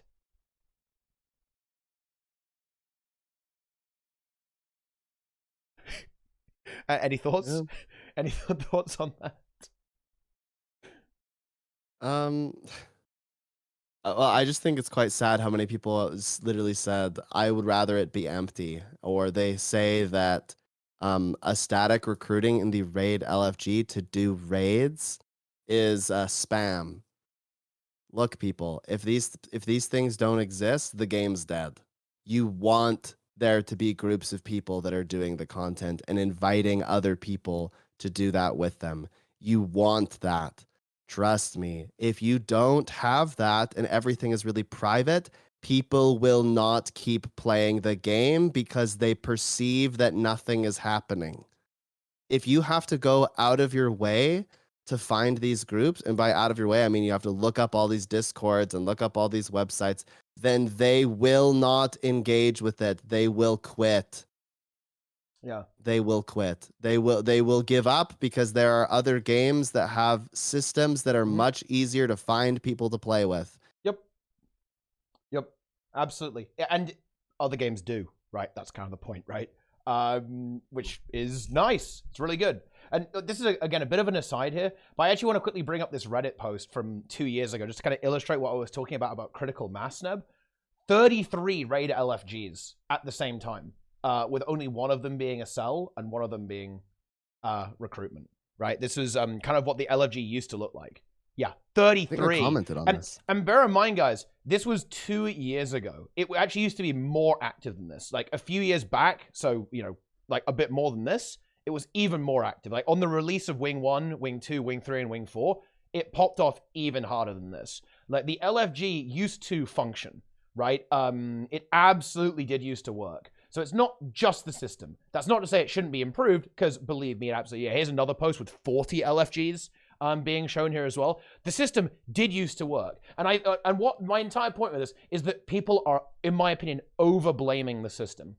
It's the system, but also critical mass and just like the amount of people using it. The LFG can work if people use it. This is cherry picking a little bit because 2 years ago was a very different time, 2 or 3 years ago, right? It might have been during the pandemic, right? When way more people were online and playing because they had like nothing to do. Yeah, I think it was a very different time. I think now there are just far less people engaging. Yeah, that's kind of my point though, right? I think that improving the system could definitely get more people engaged, and it should be improved. What I'm getting at here is that the system itself can function if we give people the confidence to engage with it. Right? And people feel like they can. Because I think you'd agree with this, right? I think a really awesome thing that you do is that when you take people through a raid, you ask them to rate how hard they think it's going to be, right? And then afterwards, you'll ask them, how hard was that? Like, what would you rate that? And almost invariably, people find it way easier than they perceived it to be, right? I think it's exactly the same thing with making groups and taking charge of your experience.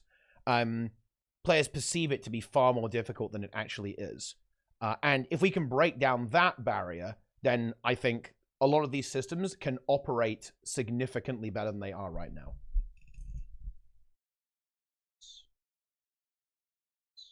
I think there's some good comments right now. We can go through. Let's do it. Let's do it. I'm gonna address a couple here. Let's engage. I disagree. If everyone was in guilds, the reason the LFG would be dead is because no content is mandatory. Guilds can pick up what they want to do and when. I think maybe the thought is a little bit cut off, but yeah, that already happens.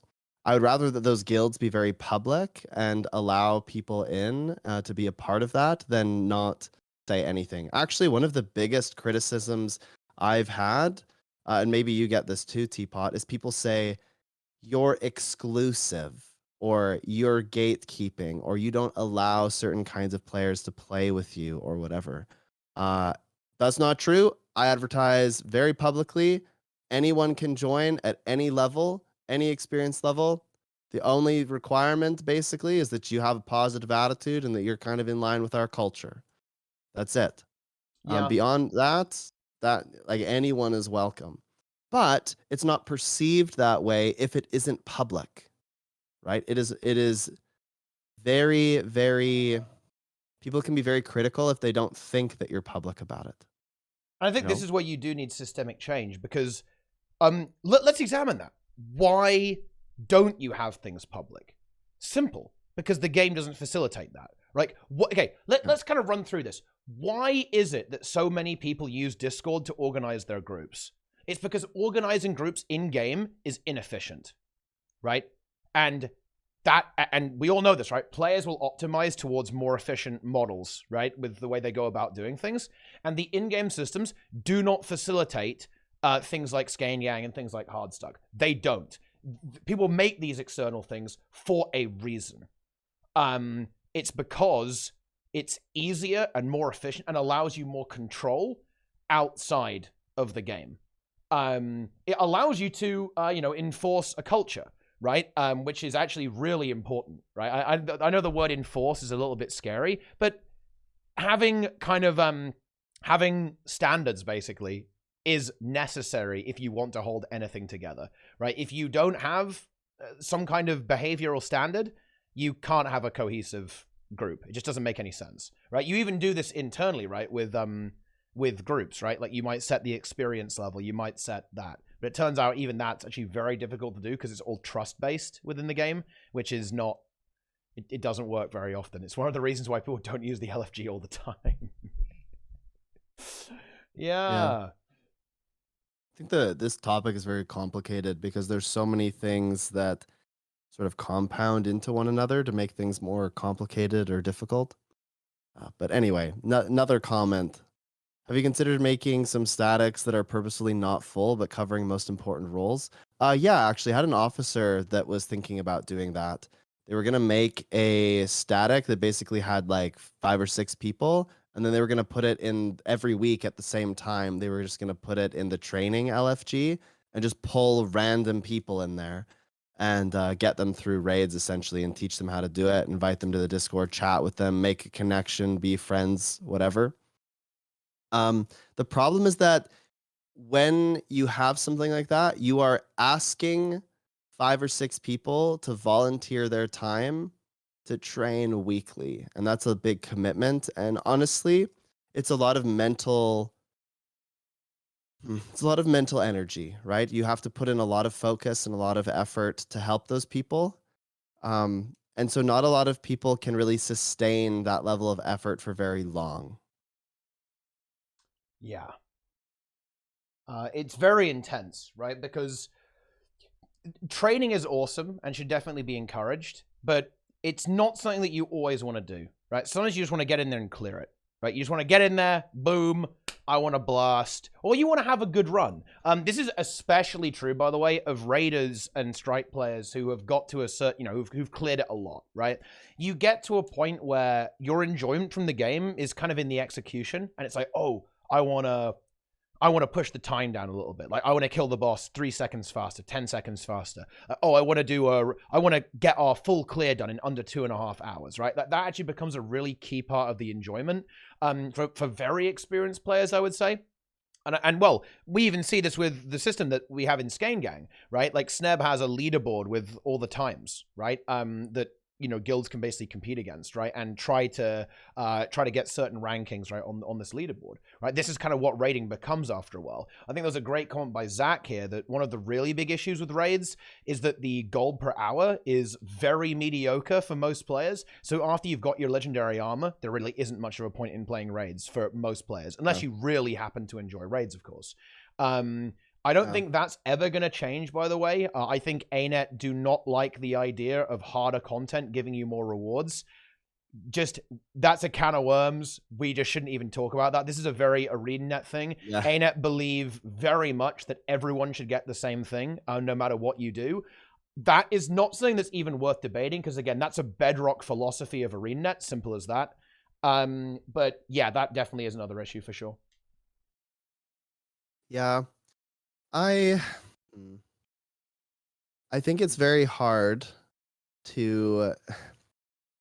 Okay, so one of the benefits about having a raiding guild and raiding community is that you can see trends and you have like a little bit of data, right? So I know that I have over 95 statics, for example. I know that I have about 600 unique players in those 95 statics across NA and EU. And I know how many people are coming and going at any given time. And what I find is that we get somebody, they join a static, they go through all of that progression, they kind of get through all the raids, and then they quit. They just because, they got the legendary armor, or they learned everything. They kind of, they did the quest. They did what they wanted to do. They accomplished what they wanted to do. And then they're kind of done. There's really not much else to stick around for. And there's a very small percentage of people that go after those more micro goals that are self-driven, like improving times, like starting to train other people and be able to teach other people. It's very difficult to get people to stick around. So you end up having a bit of a revolving door of new people who are all doing this. Kind of see where I'm going here? You always have this revolving door of people joining and wanting to be like, I want to learn about this raid thing. You get them to that process where they finally figure it out and they go, kind of had enough. Like I did the thing. There's not going to be any new content here for it. So it's kind of done. It's over, right? There's nothing for them to look forward to. It's not like they're preparing for the next raid wing. They just go, it's done. I did what I wanted to do, and that's totally fair. And then they leave. And I've seen a lot of people go. I actually think this is quite sad. But a lot of people, they like learn about raid and they get really into raids, and then they sort of solve the puzzle, so to speak. And then they go and I see them playing Final Fantasy because they're getting way more raid content there. So they kind of take the skills and whatever they learned from, being on a team and all that. And then they just go apply it in a different context, which is unfortunate, but also totally respectable, right? Of course, yeah. I mean, this is just the nature of Guild Wars 2. Guild Wars 2 does not produce content that's going to keep a player like that engaged. Just won't happen. You're going to burn it and then leave, which, in a way, like there's nothing wrong with that. I mean, well, not even in a way, there is nothing wrong with that. That's a healthy way to engage with it, to be honest. Totally but fine. It definitely is. It's a bit of the elephant in the room. And Teapot, why are you not talking about the fact that a big part of the raid LFG and strike LFG being a little bit dead is because there isn't that much strike and raid content? I'll tell you why. Because that's almost a pointless conversation because it's never going to change. There's nothing we can do about it either. Like we could sit here and whine and complain about not having a certain number of raids or whatever. It doesn't do anything. I don't think that we can. Maybe this is defeatist, but I don't think we can have a really big impact on whether or not they make raids outside of just playing raids and sharing that passion with other people, unless we had a critical mass of people that were really, really engaged with it, so much so that it would be profitable for ArenaNet to make this kind of content. I just don't think it's going to happen. And so it's not really worth it to be like, oh, Teapot, there's no raid. They need to make more raids. It wouldn't be a fruitful conversation. Yeah. It wouldn't be good. And yeah, fractals do well, and there's the kind of two reasons there. One, fractals are omega gold per hour, and secondly, they're way easier to make a group in as well. That's why. I think people tend to forget this, but fractals are very easy. Challenge modes are definitely a step up. And I'd say they are definitely somewhat comparable to some raid bosses, but they're way easier. And funnily enough, power creep has really helped there. One thing about fractals is that they break even with a normal group. If you're in a fractal group, and even if you're doing challenge modes, they break with modern DPS. What do I mean by that? What I mean is that the bosses don't really do that much when you do a decent amount of DPS. I think a real classic example is Skorvold, the first boss in Shadowed Observatory. He actually has a lot of attacks. I don't know if you guys have ever watched a solo of this. But if you watch a solo, you'll actually see that this guy has a lot of cool moves. But here's the thing. If you have even a remotely competent group, he will not even use a single spell, basically. He'll use like 2 skills. And Arc is exactly the same. Arc is a hard boss, no joke. Arc is pretty challenging, but Arc does nothing if you have even remotely, competent DPS. Raids are not like that. Raids definitely get easier with more damage, but it's very hard to break them in the same way that fractals get broken. So they're way easier, they're faster, and they're significantly more rewarding as well compared to raids. And that's why fractals do super well. And that is something we could talk about. And I think this is something that we wanted to bring up on this kind of random tea time as well, which is kind of reward structures, keeping things exciting. And I think you were talking about Guild Wars 1, right? And how items there are very rewarding. Do you actually want to kind of briefly talk about that a little bit before we kind of go into this a little bit? Yeah. I'm going to seem like a total weirdo, but everyone's used to that by now. So I really like the pre-searing in Guild Wars 1, which is this like almost like tutorial-like area. And you go across the wall and you kill Char, and the Char have a chance of dropping purple items, which in the grand scheme of the game aren't really that rare, but in this like small, that's the best thing you can get. For that part of the game. You know how in World of Warcraft, they're what are they called? Where they're like a PvP, you get to like level 19 and you get all the best gear you possibly can. You know what I'm talking about? Mm-hmm. Or like there's like certain level cutoffs where you're trying to get like the best in slot for that level, and then you like stay at that level in PvP. Yeah. Twink. Yeah, there you go. Twinks. So it's not quite like that in the pre-searing, but it's just like this, its own little world. It's kind of like its own game within a game, okay? And there's something thrilling about going and killing the Char and getting a purple drop, because you don't know what it's going to be, right? Like you don't know what the stats are going to be. The stats are kind of randomly rolled because you have to identify the gear, and it's quite exciting. I actually had a staff drop that had like almost perfect mods. It was 1% off from being like semi-perfect, right? And in pre-searing, that's a big deal. And I went in the pre-searing Discord server and I posted that, and everyone was like, "Holy crap, you got that as a drop? Oh my gosh, that's so rare. That's so lucky. You're gonna make so much gold. Like that's worth so much gold. Like I can't believe that." Right? And people are all talking about it, and they're like really excited about it. I go to that little Discord. I haven't played Guild Wars 1 in a while, but I go to that Discord and I look at like the price check thing all the time, because it's cool to see what items dropped for people. It's just exciting. And there's always like a little bit of a story with it, right? Like, oh, I was just, farming, and then this thing dropped and it was the last thing I identified, and boom, double mod, perfect Char shield. This thing's going to go for like 100 black dye. It's like millions of gold, and like it's just fun and exciting. But I feel like in Guild Wars 2, the loot system doesn't necessarily lend itself to those moments, right? I think there are particular times where people are like, "Oh, I got a precursor drop or whatever." But the problem is that there's nothing super novel about that, because a precursor could drop from literally anything, right? It could be from anywhere. So there isn't really too much of a story in the same way, because it's like, oh, well, I was identifying the 10 million unidentified gear that I purchased off the trading post. And it just so happens that one of them was an underwater precursor. Boom, 25 gold, GG, no re, Yeah. So, yeah.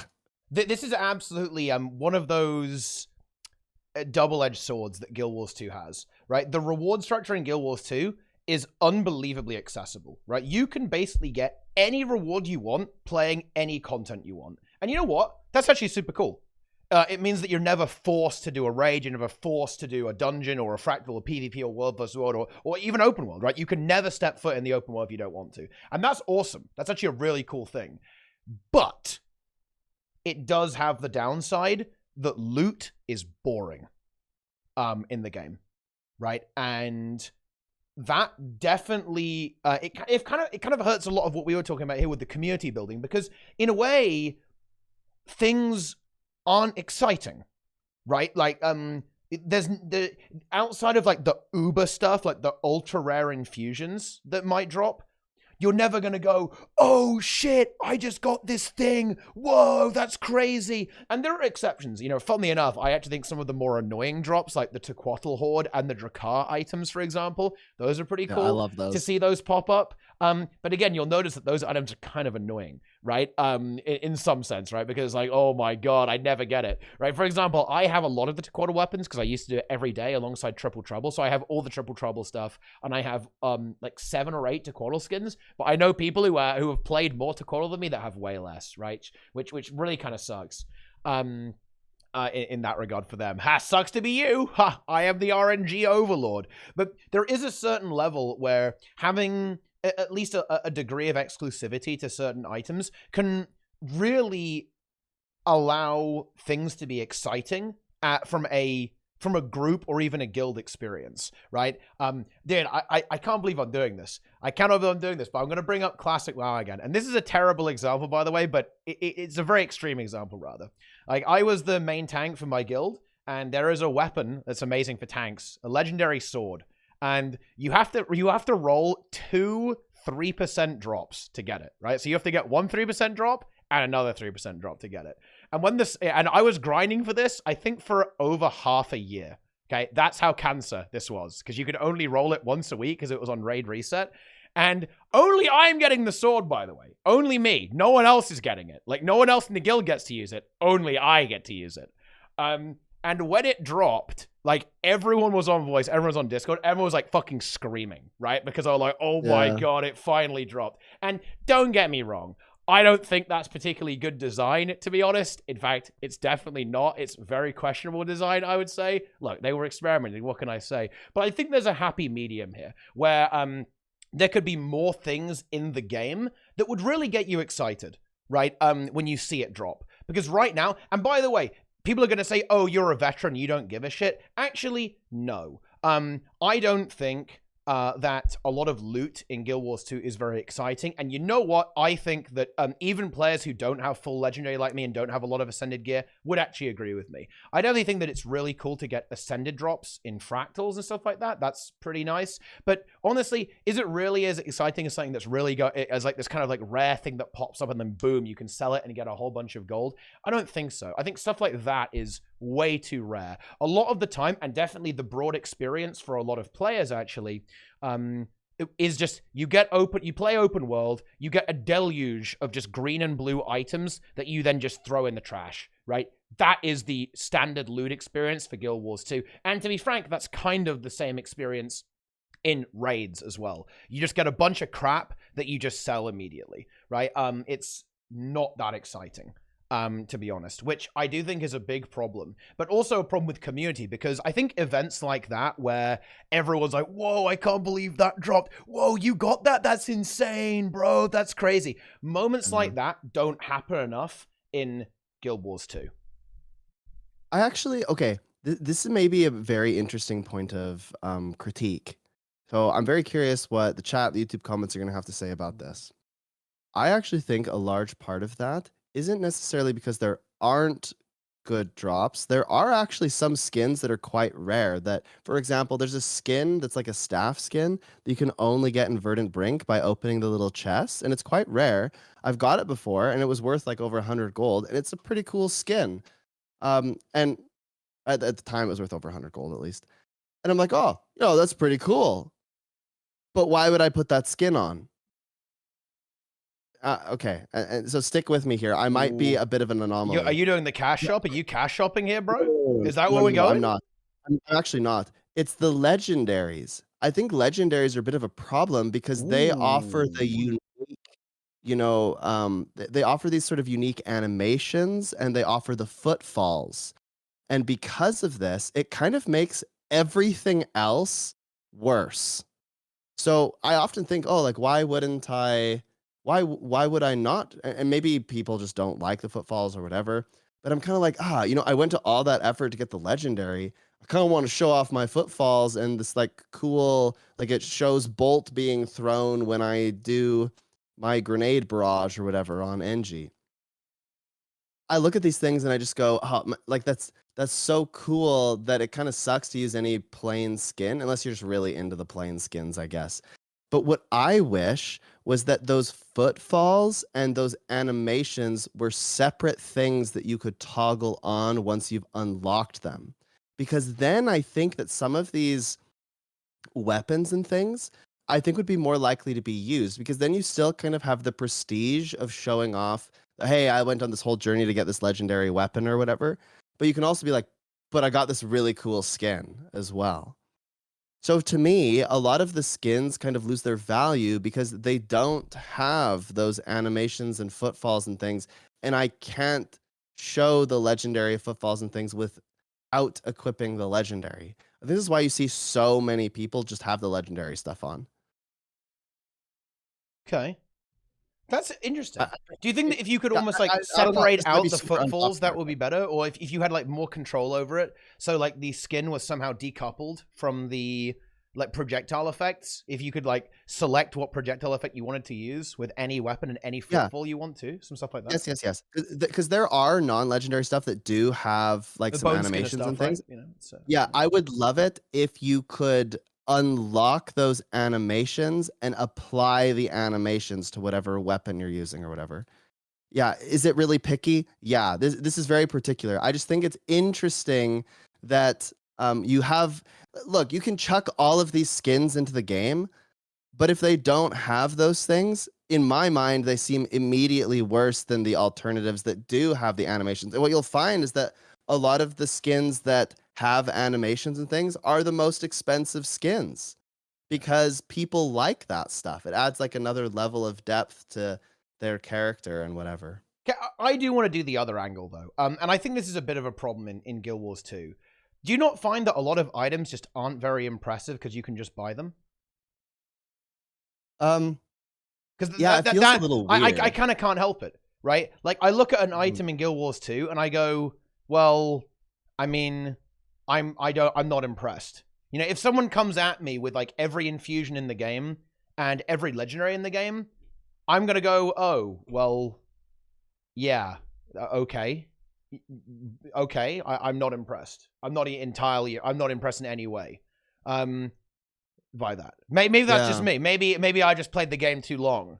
But this stuff doesn't impress me because it's all you can just grind gold and buy it, right? I'm not impressed by grind, right? Really. You know, I really like this is something that funny enough, this is what I like about other MMOs with gear check actually, is that I love inspecting other players' characters and seeing like what they've done, right? Like, oh, this guy's done this because it's like they're telling you a story. Yeah.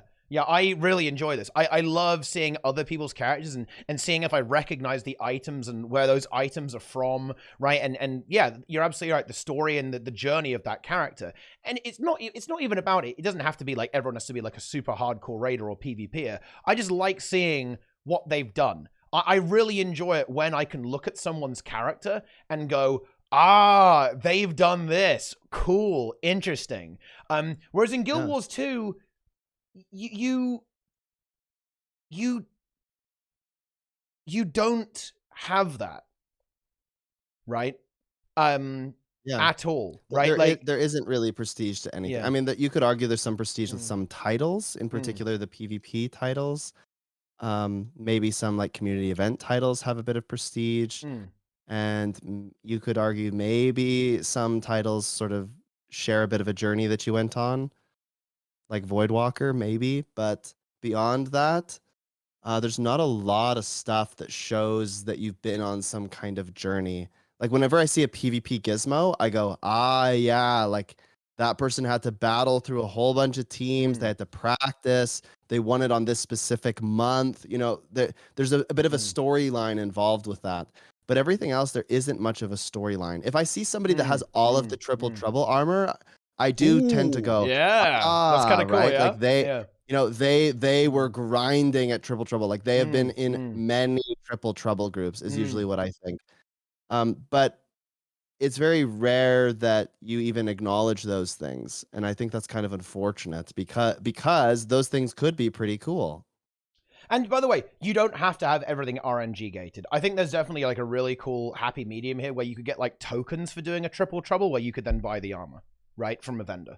Because I know that in Guild Wars 2, the idea of having things pure RNG is very unpalatable, and I respect that 100%. I think that you can use token systems to get around this fact, right? They do this with the Everbloom infusion, right? In strike missions, you can buy it with tokens. Yeah. Although I kind of don't like the fact that you can actually buy it on the trading post and sell it. I think that kind of sucks. I think it would be really cool if it was exclusive to the strikes, so that, you know, you have to have had that experience and, you know, gone through the challenge modes to unlock it. Because I think that type of stuff is really prestigious and really cool. But yeah, I think Fractals has kind of some. Correct me if I'm wrong, because I could be way off about this. But doesn't Fractals have like an infusion that's there's two infusions, but technically like the same infusion but a different color, and one is tradable and one is not? Yeah, the Celestial one. Yeah. I think stuff like that is fine too. Like imagine if Everbloom one had pink petals and one had yellow petals. Yeah, and like the pink so petals was you've had to kill the boss and get the achievement or whatever, and the yellow petals was a drop. I think even that like very slight distinction has a level of prestige to it. Yeah. Yeah, absolutely. And that's actually what happens in Mythic WoW. Like the weapons will be a different color from the Mythic boss. It'll be like the same weapon, but it will be red instead of blue, for example. I think that is enough of a distinction, right? And yeah, people are memeing me about not impressed by gear when I grinded 6 months for one weapon in WoW. Well, the difference is because I couldn't buy that. I had to go through the entire quest process to do that. And that's why I actually am a big fan of Aurora and Vision. I'm not saying that there's nothing like this in Guild Wars 2. There is. I'm saying we need more, right? Seriously, do you know what happened? I'm actually going to flame my own chat, flame my own community. Do you know what people told me about Vision and Aurora? They told me, you will hate it. It was horrible. I hated every millisecond of it. You'll uninstall within seconds. You'll break immediately. And you know what? I actually really enjoyed doing Aurora and Vision. I'm actually really looking forward to doing them on the Zero to Hero. Yeah, seriously. Vision a little bit less so. That was a bit of a. There was some parts of that. I'm calling you out. Wait, what? This is total garbage. This is total garbage. Wait, you think this is total garbage? Look, what? You are the anomaly here. Wait, because when I think it's Aurora, when you have to, what map is that? Draconis Mons, where you have to go and do the hearts every day, and you have to do like that's not even that bad. That's no, bad. No, you know what is bad, Teapot? Begging going map to map and begging people to come help you with the boss because it failed like 8 times in a row, and you went and did all the pre-events alone. You put on the commander tag, you put it in the LFG, and no one joins. Come on, that is torture, and it's no fault of your own. You just can't get enough people. I think I actually did that though, because I had this experience on EU because I played at 5 a.m. a lot of the time when I was doing Aurora. Yeah, I had to do like the Draconis Mons bosses like almost solo. Yeah, like one other person there with me.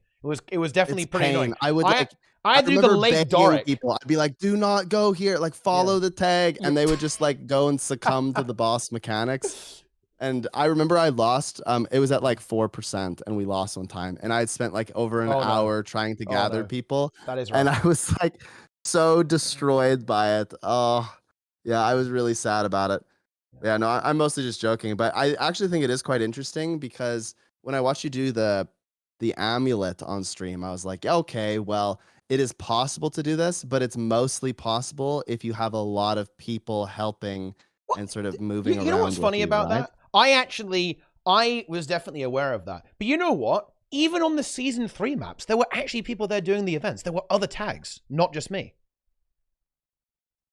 I don't know. I don't know if this is like an EU thing, But it's I mean, maybe it is. season All of 4 those was maps are super like active. very, very quiet. Season 4 is They're all active. super quiet. Right, season 4 is actually active on EU. All the maps are actually pretty active. No joke. People even do like the weird Really? events, like the Jin on Sandsort Ars. Yeah, people actually do them. Yeah. Really? Maybe I need to go like explore those maps again. I think perhaps. Oh, to be clear, this is tainted a little bit because this was before the Return of the Dragon achievements or whatever, right? The Return to achievements. So I remember like literally there was no reason to go to these maps after you had done it. And so I was just begging people constantly to help me with. I would go, and again, this is years ago, right? So this is before I streamed or anything. I was going guild to guild asking for help. It was a lot of effort to get people to do those meta events. Yeah, but now I think it's probably a bit better, right? I'm guessing it's a lot better because of those return to achievements, because those are like really profitable and good. But yeah, back in the day, there was like no one there. It was pain. Yeah. I definitely understand that. Like, it can, I think it could be pretty inactive sometimes. I definitely had that experience that was a bit lame because soloing meta events takes a long ass time, right? Like, it's pretty slow. I'm not gonna lie, it was pretty painful. But yeah, it is a meme. You know, it's funny, like the return to stuff was actually really cool. You know, I wonder if ArenaNet would actually consider doing something like that again. Like, not in the same way, obviously, like literally everything, but I wonder if they'd consider doing that again, because I think that was something that really brought the community together, you know? And did, even, you know, despite a huge lack of content, it was still it was a pretty hype time, right? You know, there was a bit of energy there. You know, there was a little bit of that. I do like the idea of the bonus weekends and stuff like that, like maybe rotating around the world, like getting players to go back to old content and replay some of this stuff. It would be really fun. Yeah. But yeah. Okay, actually, kind of a random aside along those lines. You know what I find really odd? Even in these sort of quiet times, why don't we have like the world boss rush, and why don't we have like the fractal rush and those? If there are going to be sort of these gaps between content, why don't we have more of that stuff? I don't know. I don't want to, you know, assume too much, but I imagine that that's not particularly difficult to re-implement, right? I actually really enjoy the boss rush, if only because it sort of gets people to go and do older content, you know? Yeah, and you know what? I think there's something there that we were kind of just talking about that's really worth pointing out. Do you know why people love the boss rush? Because you get the infusion gamba, right? And yeah, are you gonna get the chak? No. But you know why else? But it's fun. It's exciting, right? No. This is big. This has come full circle. You know why else people like the boss rush? Why? Because even though there will be commander tags and stuff there, because so many people are just going to do it, it doesn't necessitate that there's necessarily a commander going in the LFG, and that commander doesn't have to put as much effort in either. So it's a really chill way to just be like, I'm just tagging up so people know what's going on here. But you're gonna have so many people that it almost doesn't matter. Not that a lot of the world bosses are particularly difficult, but it sort of eases people into the idea of just playing with other people because there's a common goal, and it requires significantly less effort to get the group there. So I think people really enjoy that because of that. Yeah, it definitely is very easy to get groups there, and I think it's just exciting when everyone's there. I think that really helped with the return too, right? Because when it is Dry Top the best map ever? You know, Wooden Potato says it is, but you know it's not. Okay, I'm gonna have to disagree with the big dog here. Okay, no, Dry Top is not good. But everyone was like, yo, let's go. Everyone's in Dry Top, bro. Dude, this meta event is so cool. Look at this crazy giant here. Whoa, this is insane.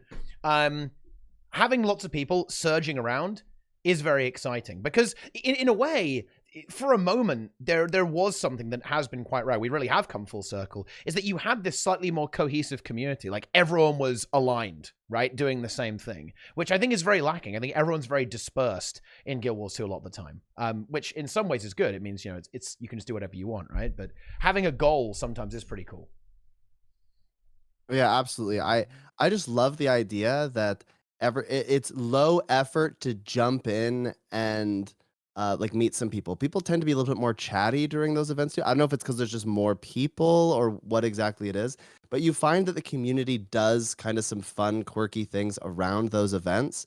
For example, there was like a workout routine that people were doing with the boss rush, because you know how there's a little bit of downtime between bosses.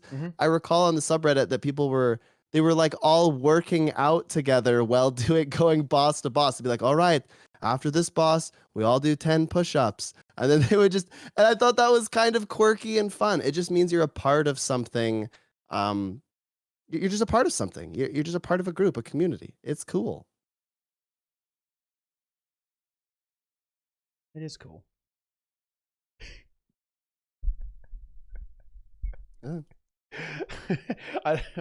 Where are we going up from here? Where do we go from here? What do you mean? Yeah, I mean exactly that.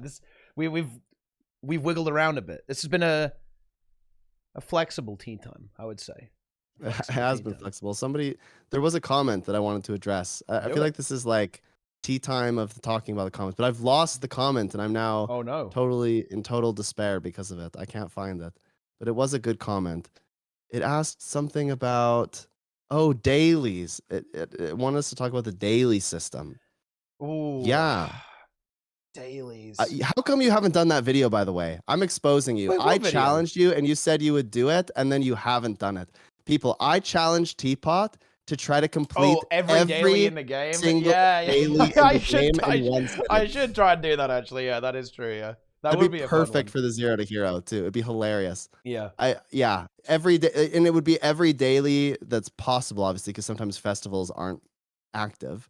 But you'd have to do like all the dailies, and it would be a lot. I mean, it depends on how far you want to go. It might have to be official like daily achievement rather than like open up this chest and this chest and this chest. But it's doable. What that even 24 hours. Wait, I'm actually going to open the game. What does that even look like? So it's just the regular dailies, okay? Daily look strike efficiency. missions. There's like daily there's fractals, hundreds. Daily End of Dragons, Daily Icebrood Saga, Daily Living World Season 4, Daily Living World Season 3, Daily Sunken Treasure Hunter. Is that all of the dailies? Oh wait, what? I mean, what do we count as a daily here? By the way, do we mean like? Yeah. That's not that. Go that's to not Guild to efficiency. Look at efficiency. Okay, I'm doing it. That's what I would do. Let me check it out. Efficiency has like a big list. Some of it might be opening chests. Where is it? Oh yeah, it's the daily. Yeah, I see it. Okay, it says. Okay, hang on a minute. It's loading. Wait, what? Wait, what? There's hundreds. Yeah. You have completed. Wait, what? You have completed 0 out of 331 dailies? Yes.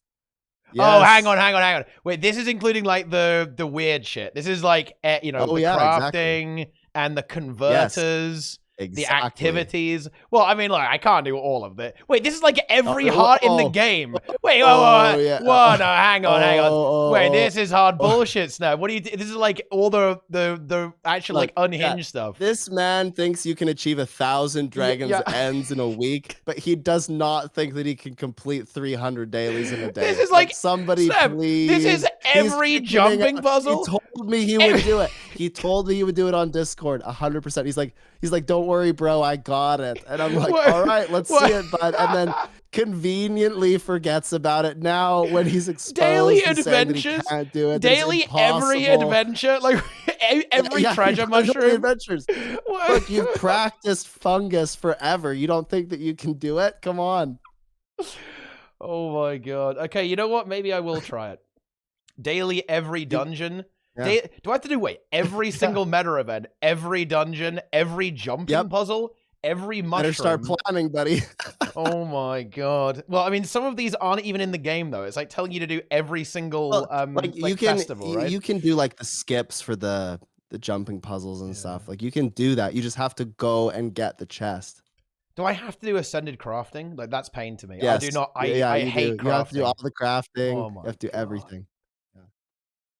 Look, this should be a new speed run. This should literally be a new daily speed percent. Daily percent Guild Wars 2 speed run. Yeah. The problem is that it does shift a little bit because some of the dailies change, right? But I think this would be interesting. Yeah.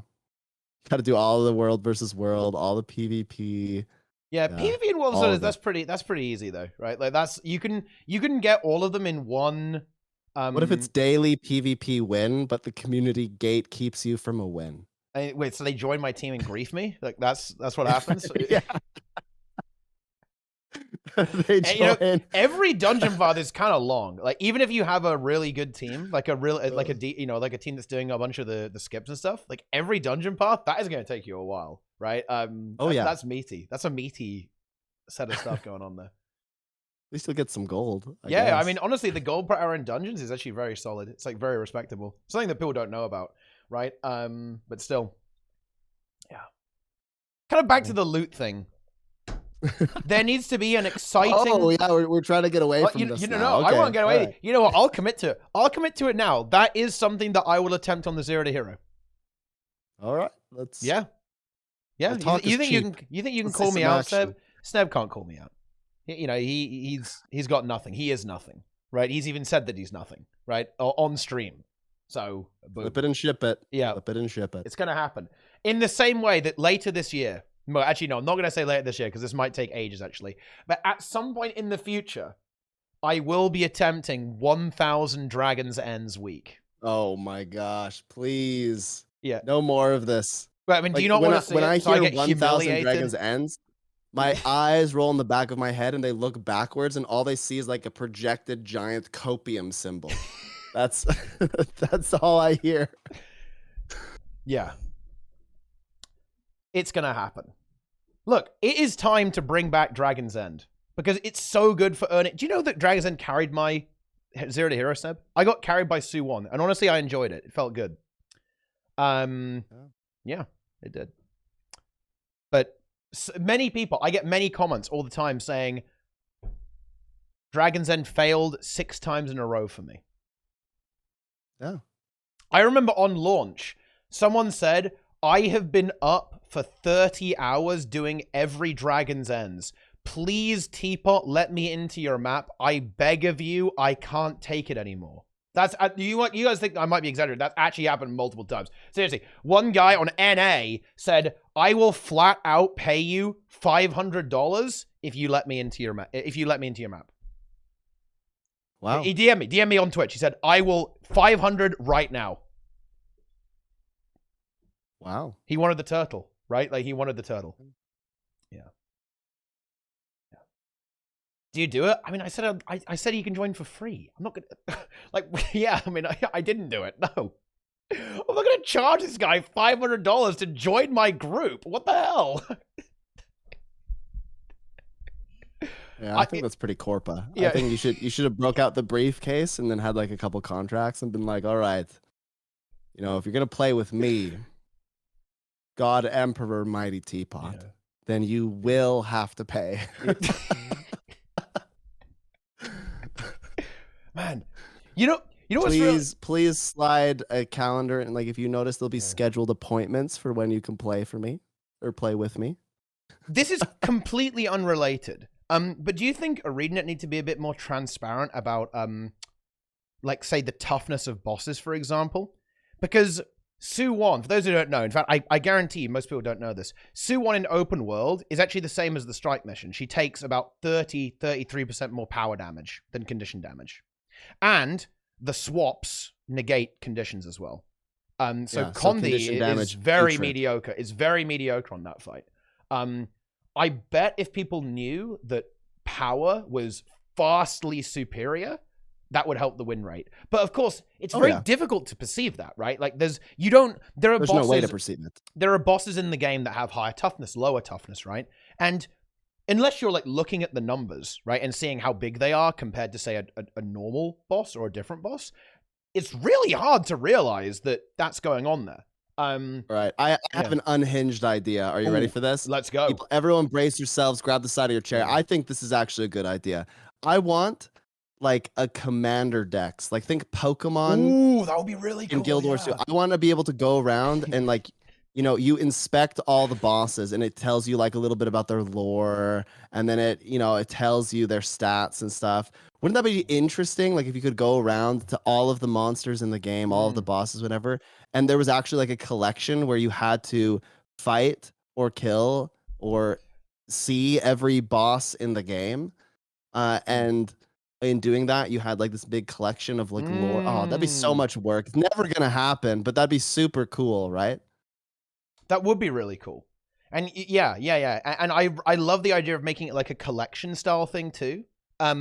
So that you actually do have to, it's kind of like part of the exploration process. You're unlocking it, a bit like ranger pets almost, right? And you have to go around. I want the Pokedex voice though. You know what I'm talking about? Like when when the Pokedex examines in the, in the TV show. I've got a lot of voice actors. I mean, they can make that happen. Yeah. Yeah. Pidgey. Yeah. I would love it. I think it'd be really interesting. But in all seriousness, I think it'd be very valuable. Wait, what? What Pokemon am I? What Pokemon are you? Oh, you know what like my favorite Pokemon is? What is it? Well, I think Squirtle's my favorite Pokemon. Squirtle? I mean, that's a classic. That is a classic. Yeah. Yeah, I mean, I like Squirtle. So what about Slugma? Gull's pointing this out. Slugma's pretty good, and if you evolve, you get like the big shell and stuff. Yeah, pretty good. Yeah. I word for word described the WoW journal system. I have no idea what that is, so if I did, then wow, that's kind of good coincidence. But yeah, in all seriousness, I think it'd be really valuable if you could inspect bosses. And if there was like a little bit of like, this is, this boss, this is kind of what its stats are. These are its different attacks. Like imagine if you do that in raids and it would just kind of like tell you what the attacks are going to be like. And yeah, I don't know. That would be really nice. Yeah, that is what they have in WoW, of course. But I think even like an attribute scanner would be very important. Because do most people know that Keep Construct takes more power damage than condition damage? Right. What about... here's a really obscure one. The third mini-boss on Sabbatha, Carter? Carter takes more condition damage. I believe... I don't actually know the number. I believe it's 10%. I believe Carter takes 10% more condition damage. Interesting. I had no idea. Than power damage. That's like yeah, exactly. That's like a super obscure one because, of course, it's not super relevant, I guess. But yeah, it's true.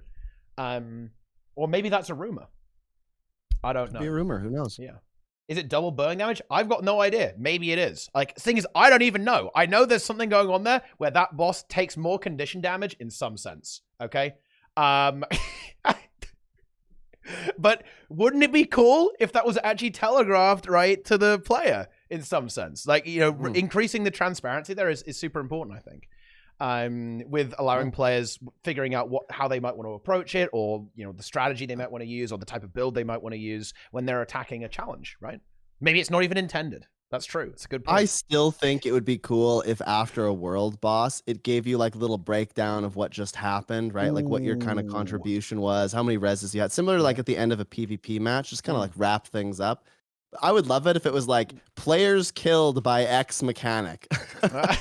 Like players smushed by the claw of Suwon. It's like 483, right?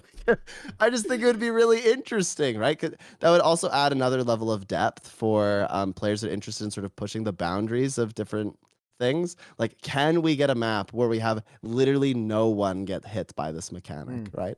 I just think that'd be cool, right? Yeah. Players who fell off the edge and died to falling damage, 3. It would be interesting and kind of fun. But most importantly, I think it'd be nice if people could have something where they're like, oh man, like we killed it and this is how we killed it and this is a strategy that worked. And, this is what my contribution was. And I think that'd just be kind of neat. That would be pretty neat. I would like that. I would love to see that. What if you could scan a champion and it would tell you how many players it's killed since it was last killed? Huh.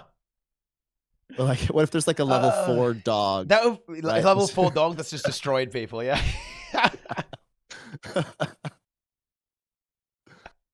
Yeah. How many times people have succumbed to the frog gliding? The frog. Yeah. You can examine the frog. The frog says number of times Sneb entered the frog since last killed like 1 billion. 1 billion.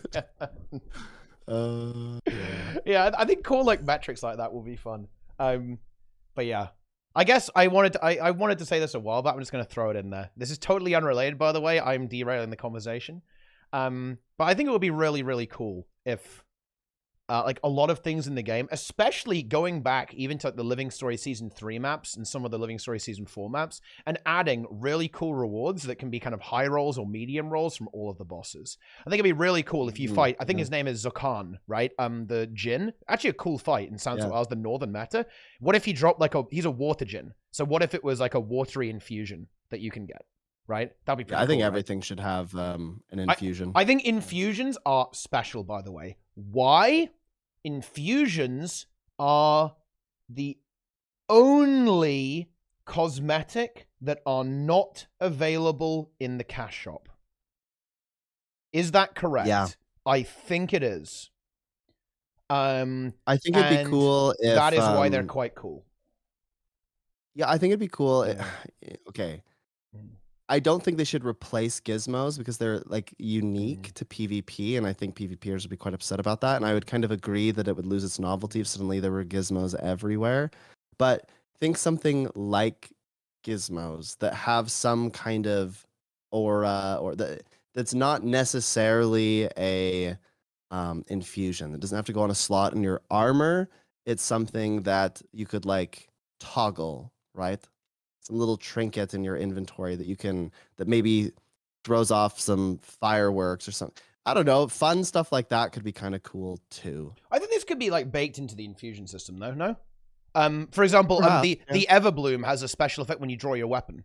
So they can script them a little bit. So I think that you could add scripting to them somehow and have more complicated and custom effects that could be added actually. To these things. And yeah, the chat's correctly pointed this out. They need to be added to the wardrobe. That's not even, they do. I'm sorry. Infusions need to be added to the wardrobes. Think about little Timmy, Sneb. Think about little Timmy. Little Timmy. Timmy. Does Chat Garant gets the exotic necklace and salvages it for Ectos because he has no idea what the infusion is. And the way infusions drop is weird as hell, right? Timmy, no. Yeah. And Timmy salvages the Chak and it gets destroyed. And ArenaNet have confirmed that that's happened a lot, by the way. That's not me making up this kind of, crazy hypothetical, by the way. But yeah, they fixed this. They actually did fix this. They fixed this, but while they were fixing it, they were pointing out that it actually happened a lot. That's why they fixed it. And why would that happen? It's because most players don't know about the infusion system, and why would they? It's not really presented to the player in any way. If you don't have exotic gear, you won't even know what an infusion is, right? Because, yeah, like, why would you?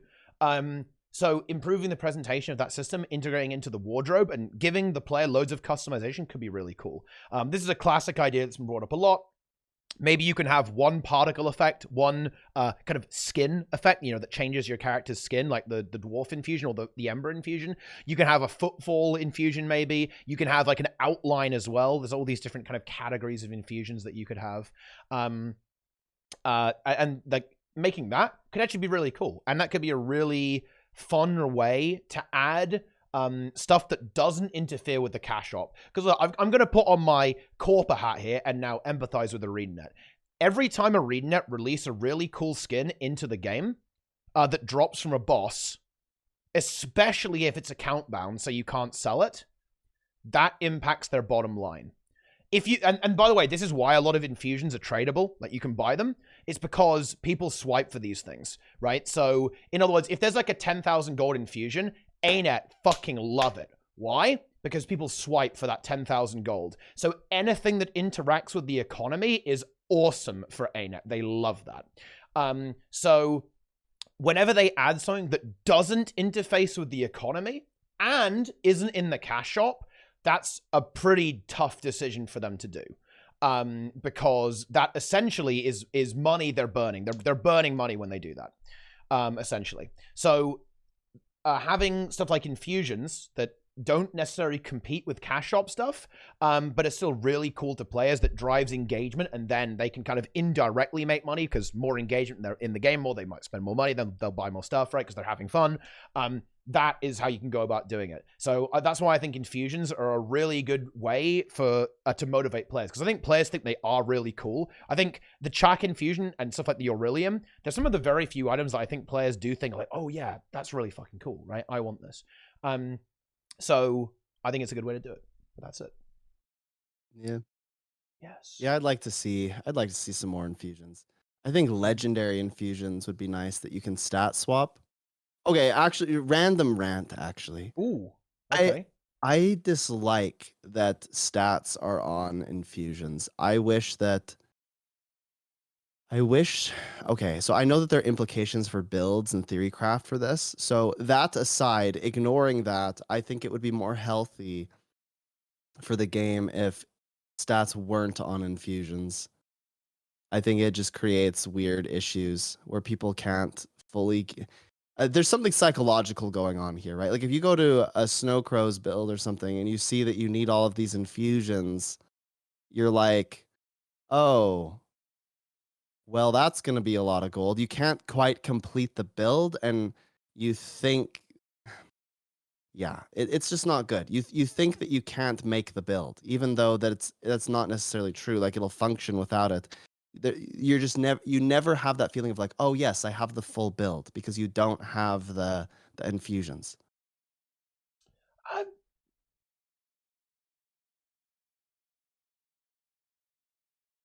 do do you think that do you think that actually happens? Do people look at the infusions and think that they need that? Well, maybe not. I'm just throwing this out there. I think it's kind of strange because you never feel like the Yeah. build is fully perfect. I'm sure most people probably don't even care. It's a really nitpicky thing for me to say.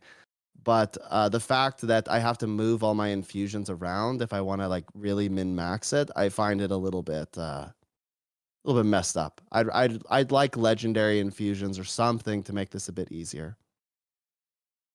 Okay. I mean, yeah, I'm down for legendary infusions. Hell yeah. I think it's really annoying that I have to rebuy them for all my characters. Because yeah, I am the type of player. I do get a little bit obsessive about this. I will not play a build set if it doesn't have infusions. I will not do it. No. I refuse. All of the builds that I play have maxed out infusions. What is it, like 18 infusions to max out? If you do 20 if you got 2 weapon sets, yeah. Like so 20. Okay, so yeah. let's say 20. It's probably going to cost you what, like 60 to 100 gold per infusion or something? That's They're a pretty lot, pricey. right? We're It's a talking lot like cheaper in World vs. 1,500 World. gold. If you get the World vs. World infusions, it's way cheaper. Yeah, true. So you can go. That's most of my characters. I have played a lot of World vs. World, and it's one of the biggest benefits of World vs. World actually is that you can min max your stats really efficiently. They're very cheap from there. Yeah. Yes. So, what do you feel about this TeaTime?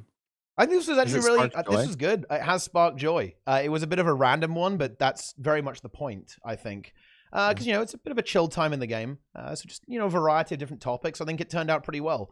There was definitely a bit of a warm up at the start. I think we accelerated. I would say. I've got a random question. What's your favorite part of the game? Favorite part.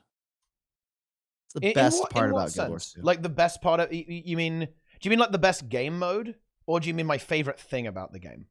Just your favorite thing about the game. My favorite thing about the game is that the game gives me freedom. It means I can play whatever I want, whenever I want.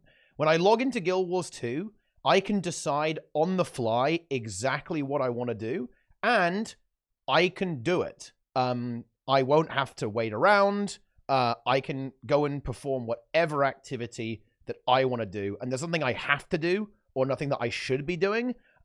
Every decision I make is a correct decision in some sense.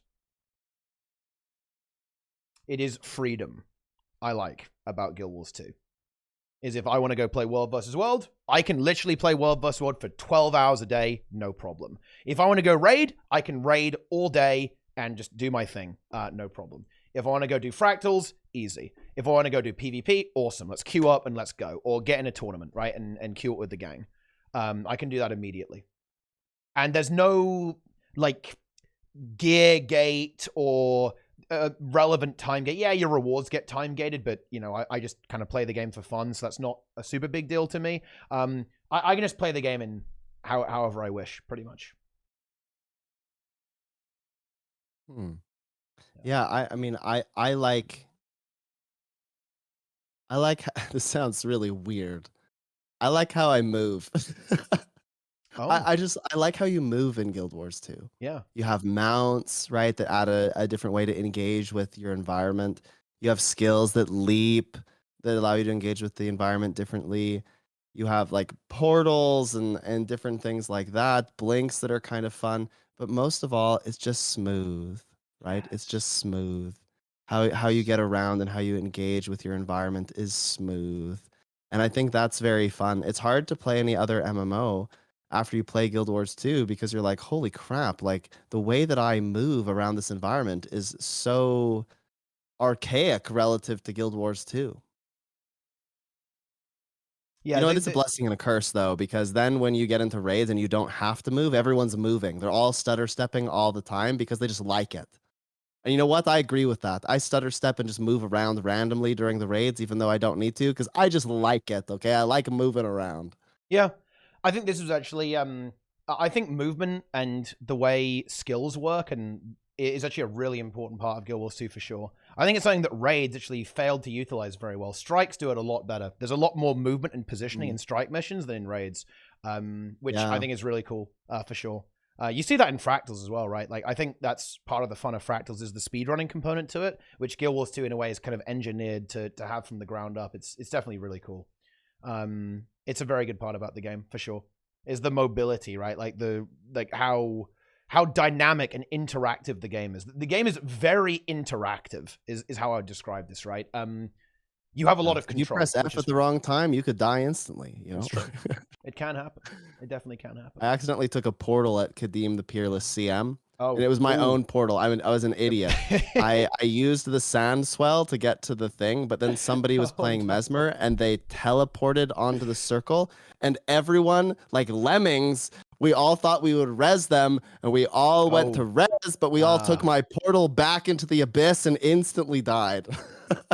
That's unfortunate. Which was kind of amusing. But... That's very unfortunate. Yeah, that's not great.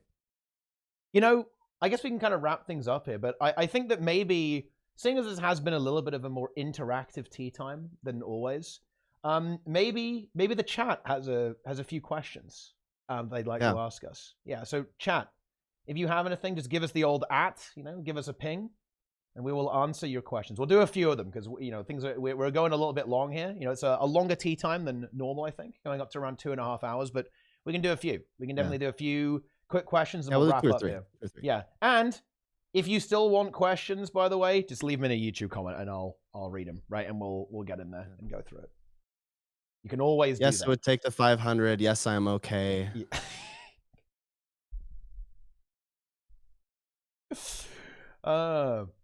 I've been on and off playing Guild Wars 2. What are the latest reason to return to the game? I would say End of Dragons. I'd say End of Dragons is a really robust expansion and a very enjoyable experience from a story perspective and from a lot of the instance content perspective they've added, actually.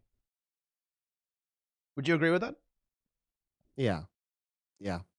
I think if you haven't played the game in a couple of years and you missed End of Dragons, coming back, and I'm a big fan of the End of Dragons story. I just thought it was really engaging, quirky, fun. I think, honestly, buying the game and just playing through the story and engaging in a bunch of the metas is worth it.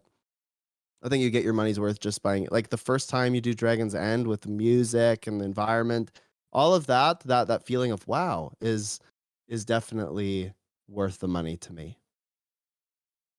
Is there a reason for a hardcore WoW raider to try Guild Wars 2? I've got a friend who's like that. I wonder if there's anything I can tell him that will give him a compelling hardcore grinding experience. Not like WoW. However, if he's looking to kind of mix some stuff up between tiers, I think definitely giving it a try.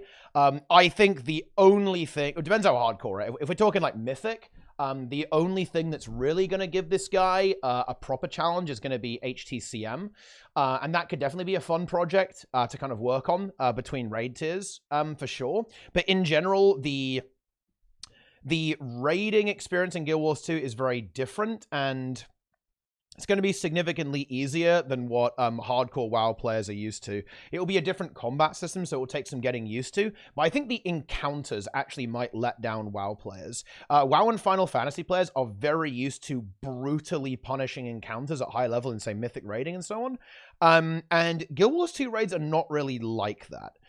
Mostly because they don't really have DPS checks. And the lack of a DPS check means that you can play insanely defensively. So the The thing that's interesting about WoW and Final Fantasy is that they require a high level of execution to complete, right? You need to execute the fight well. In Guild Wars 2, you have a very big window of execution. You don't have to actually do the fight super well in order to beat it. You just need to survive pretty much until it dies. And that might be a little bit less interesting. However, I think some of the harder strike mission challenge modes are much more in line with that World of Warcraft and Final Fantasy design that will definitely be intriguing, for sure. Yeah. Question for Sneb. How do you predict the game will look in 2 years? Unless you want to answer that one as well. Oh, yeah, okay, do it. Yeah. Well, first, let me answer the other one. Did I see Emmy go live on ArenaNet's channel? I didn't. Wait, did she accidentally go live? Because I know that she went live before. Oh, wait, was it by accident? Oh, no. If she did that by accident, that's freaking hilarious. That's really funny. Never let her live it down. Oh, that's really good. Yeah, I love it. I did not see it, but I think that's hilarious if that happened. To be clear, I don't know if that happened, but I did. My understanding is she did go live officially. Was it like on a Thursday or something? So that's kind of cool. Anyway, what do I think it's going to be like in 2 years? Good question. I think that ArenaNet has kind of undergone a lot of shifts, and I don't think that anyone can argue against that. There's been a lot of shifts, right, with management, etc. I think they're really leaning in and trying. Well, I think there's been some sort of experimentation over the past year or two with what do we do well, and I think they're going to lean in harder on what they feel like they do well and that attracts people so that they can be a sustainable company. Now, what does that look like precisely? I think they're really going to keep leaning into story and open world. I think that they'll throw in some, aspirational content like fractals and whatever every once in a while, but I don't think it's going to be their main thing, simply because they understand that what they do really well is create really cool environments and stories, and that I would say the majority of the player base enjoys that the most. And so that's where they're going to see their ROI. Yeah, I'm very much inclined to agree with that, actually. I think their big focus is going to be maintaining multiple game modes, right? And trying to make that sustainable, right? They don't want to be in the situation where they're forced to basically put all of their resources into exactly one area of the game. And doing that is what they're doing with the expansion setup that they're changing over to. A slightly changed business model and a different development structure. That's where we're going, in my opinion, with the game. When do you expect the next expansion, realistically, though? For me, February next year. I think it's going to be in the new year. I don't think realistically we'd see it this year. I think it would probably be rushed if that was the case. I think we could see it. I think we could see it this year. If I'm thinking about the timeline, right? The next patch is coming out, in probably June-ish? That type of time, I think, is the theory. And then after that, maybe another 3 months, there's another patch. Realistically, yeah, we should be looking at it either at the end of this year or the beginning of next year. So, yeah. If it is at the end of the year, they have to release it in October because they take a bit of a break during December, right? A lot of people take time off. Yeah, it would have to be November at the latest. It would have to be at the latest November. Yeah, absolutely. If it's not in November, it's next year. Too. Yeah, for sure. Yeah. So Laura had a good question. Did you catch that? Oh yeah, let me see here. If you go back to 2008 and tell the devs change one thing about Guild Wars 2, what would you tell them? Do you want to go first? Sure. I would say that if you're gonna do the esports thing, go all in and invest in it. Don't half do it, because if you half do it, you're gonna piss off a lot of people, and you're gonna let a lot of people down. So if you're gonna go all in on the esports thing, make it happen. Do it all the way. Invest in all of the systems that are required early so that people don't lose interest.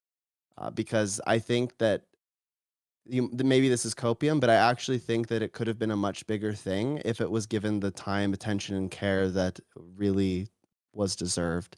I guess another way to say this is, if you have all of these visions, be careful about which ones you prioritize, because it's impossible to do everything for everyone all of the time.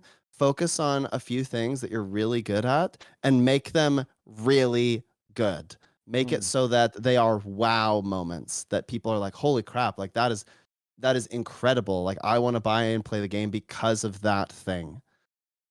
Interesting. That's a great answer, I think. My answer is maybe a little bit even more baseline than that. I would tell them, make a new engine. Don't use a modified Guild Wars 1.1. Holy shit. I think a huge amount of the game's issues actually stem from the fact that they appear to have a lot of difficulty in building things and working with the engine. And I'm not talking about like, oh, the game has performance issues. I'm actually talking about the fact that they seem to have a lot of difficulty in creating new things and scripting things. This is something that I know for an absolute fact World of Warcraft does not suffer from. I actually have a bit of insight into this because I used to run a private server for World of Warcraft, and it is easy and this is important too, it is very, very easy in WoW to make things even if you are not a programmer. That is very important. It means that you can have staff on your private server, or of course in World of Warcraft, make things, even complex things, using kind of building blocks and very basic scripting. And this is something that I think Guild Wars 2, and I think they've even said this, is that it's super hard for them to kind of make stuff like this. Like, the tools they have are quite unwieldy in Legacy for making this stuff, which I think has probably contributed to the development difficulties that the game has had. I think that the Guild Wars 2 engine is in many ways incredibly miraculous. The way that the server system works, the combat system is very much ahead of its time, and still is like definitely top of the line for MMOs. But the way it's been constructed, or whatever, something about it gives ArenaNet a huge amount of problems. I think that that's probably the thing that's bitten the game in the ass the most, is not having a more effective content pipeline. If that's the engine, if that's the development tools, if it's whatever, that's what, in my opinion, has been the absolute bane of this game's existence. Yeah. Yeah, I would share a similar sentiment. I think that does sort of handcuff them into doing things certain ways. Do you reckon the new trend of ARPGs with open world bosses will attract more people to the style of MMO Guild Wars 2 is? What do you think about that? I do think that in general people do want to go for an action game, yeah. For sure. I think that the tab target stuff is... I think people think it's a little bit old hat at this point, for sure. And I think people do like action games in general. I think a lot of really popular games do go in that direction with combat systems. But I think, I'm not sure if that's necessarily going to help Guild Wars 2, though. I think it's more going to be... Yeah. I think it's more going to be a trend that you see with any future product that they'll lean into that, right? Or at least go for a hybrid system, right? Where it's kind of like... Well, Guild Wars 2 is a hybrid system, right? It's not fully action. It's half tab, half hybrid, half action, which I think is a really good happy medium, to be honest. It works really well. And I think we will see a lot more games like that, but I'm not totally sure if it's going to feed into Guild Wars 2 as such. It's going to more like drive the market in the future. Yeah, I think Guild Wars 2 probably inspired, at least to some extent, a lot of these kinds of open world systems that we see now. But I don't think it really helps Guild Wars 2 per se. Because usually when people are inspired by something, they do it and they iterate on it and they make it a little bit better. And so the idea is that they're going to take what Guild Wars 2 did, put their own twist on it, and try to make it better. I think that gives like a bit of a nod to Guild Wars 2, but I don't think it helps. Increase the player base of Guild Wars 2 or anything like that. And this is kind of what I was talking about, the engine. It seems to be super hard for ArenaNet to iterate on their systems. And let me give you some good examples of this. They've been trying to play with stuff recently and improve things, and it's caused a huge amount of issues. Loads of bugs. As of right now, and to be clear, I actually do expect this to be fixed in the next patch, but there's a story mission, a pretty important one, by the way, in Living Story Season 4, that isn't completable unless you have the sky scale, right? You're supposed to have this, like, low gravity thing where you leap. It's the part where you're running away from Kralgatoric, right? After sacrificing Blish. And it doesn't work. You actually can't do it. And that's only one example, by the way. There are loads of pretty serious bugs in the game, and a lot of patches have become significantly more buggy because they have been trying to hit the game with a hammer and change stuff and iterate on some of their systems and improve them. And it's been kind of breaking the game, right? The game has been having serious problems. And you can see that again with the Chromium, right? They tried to add Chromium to the trading post to make it more performant. Kind of broke, right? All that kind of stuff. And this is why I think ArenaNet are in a tough spot. In a way, they're...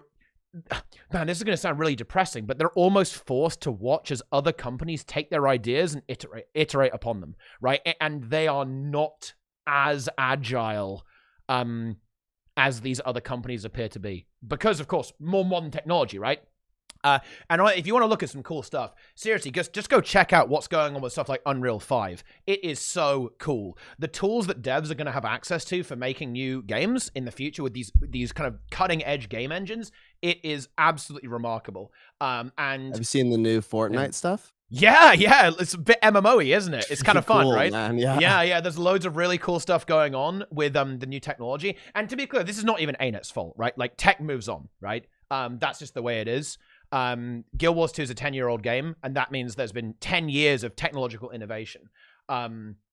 Technological innovation and iteration upon that. So obviously, eventually, you are going to inevitably fall behind. You simply cannot keep up forever using old technology. Unless you're somehow managed to, you somehow have the resource to modernize it. But yeah, it's very difficult. Question for Sneb's alter ego, Dark Sneb. I feel like that's like the Batman or something, like the Dark Knight. If you can nuke one game mode, which would it be? Well, I actually like all the game modes, so this is kind of a difficult question.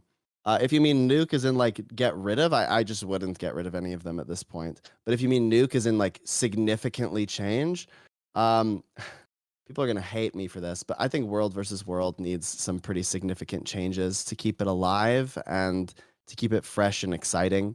In particular, I would have, and they're doing some of this stuff, but it'd make it more meaningful to capture things and to, have reason for engaging with the mechanics. I also think that it's odd that something like GVG is completely player run. I would like to see an official system for that. I think it quite sucks that there isn't an official system, but it's also quite amazing that that sort of game mode has been kept alive by pure community grit.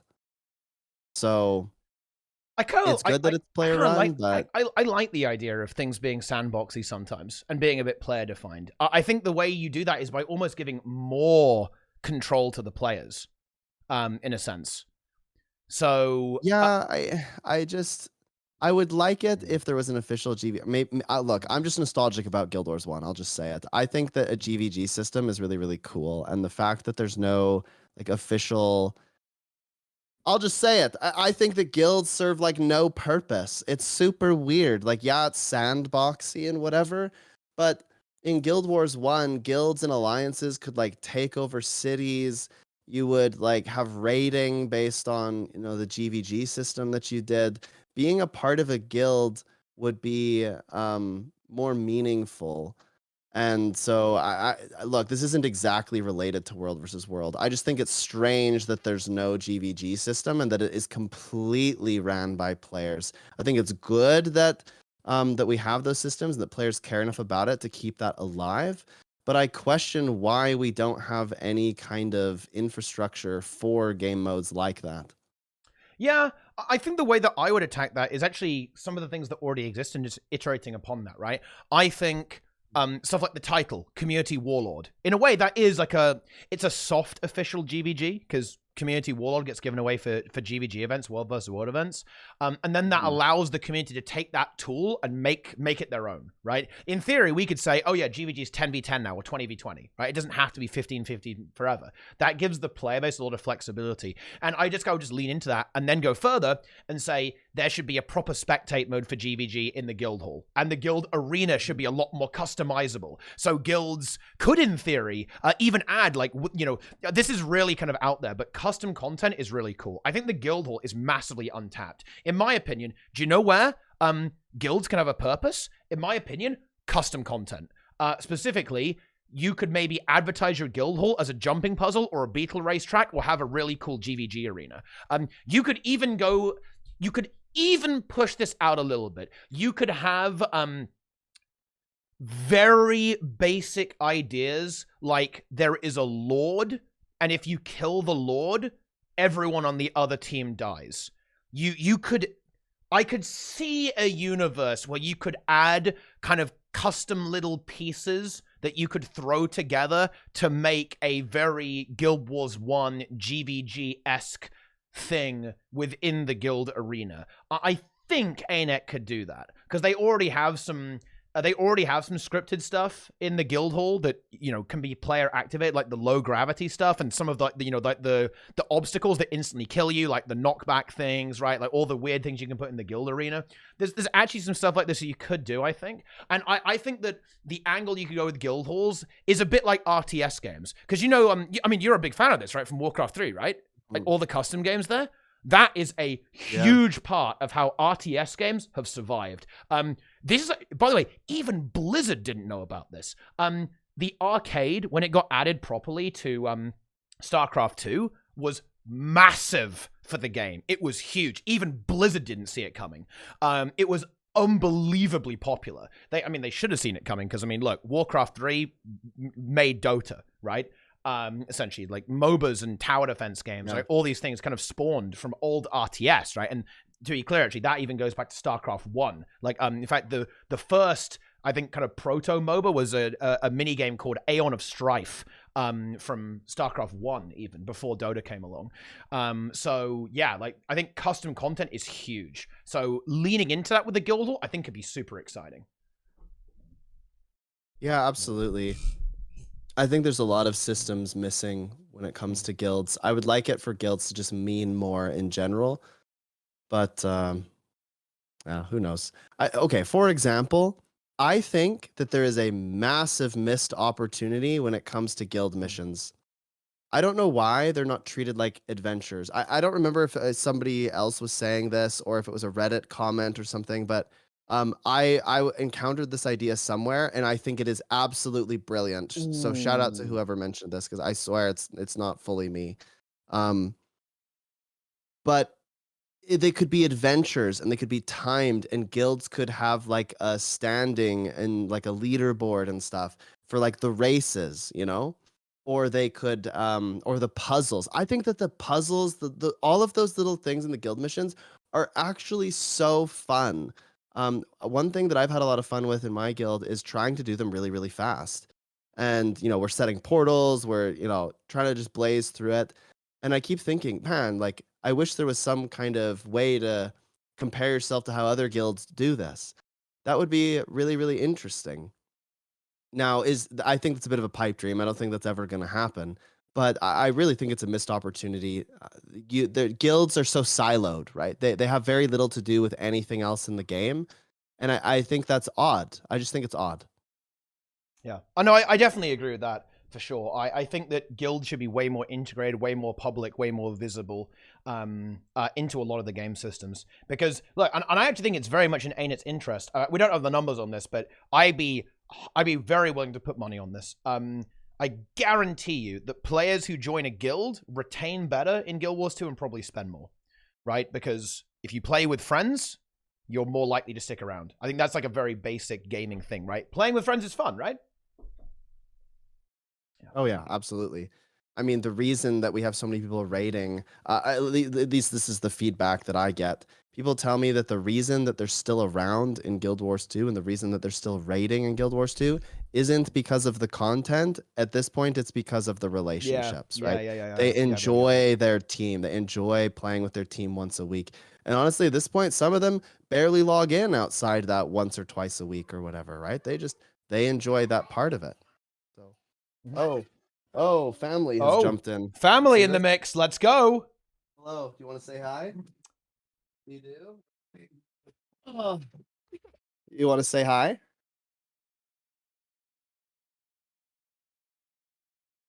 Oh, it's very sweet. Can you wave? There you go. Are you going? Going with mom? Yeah, she's gone. They're leaving. I think she wanted to just say goodbye. They're heading out of the house. That's fair enough. Hi. Yeah. Hello. The chat is saying hello. I like that. Yeah. I got one more question then, maybe. What do you Yeah. think? What are you looking for in the next maps that Guild Wars 2 releases? Like the next open world maps. What kind of events, metas are you looking for?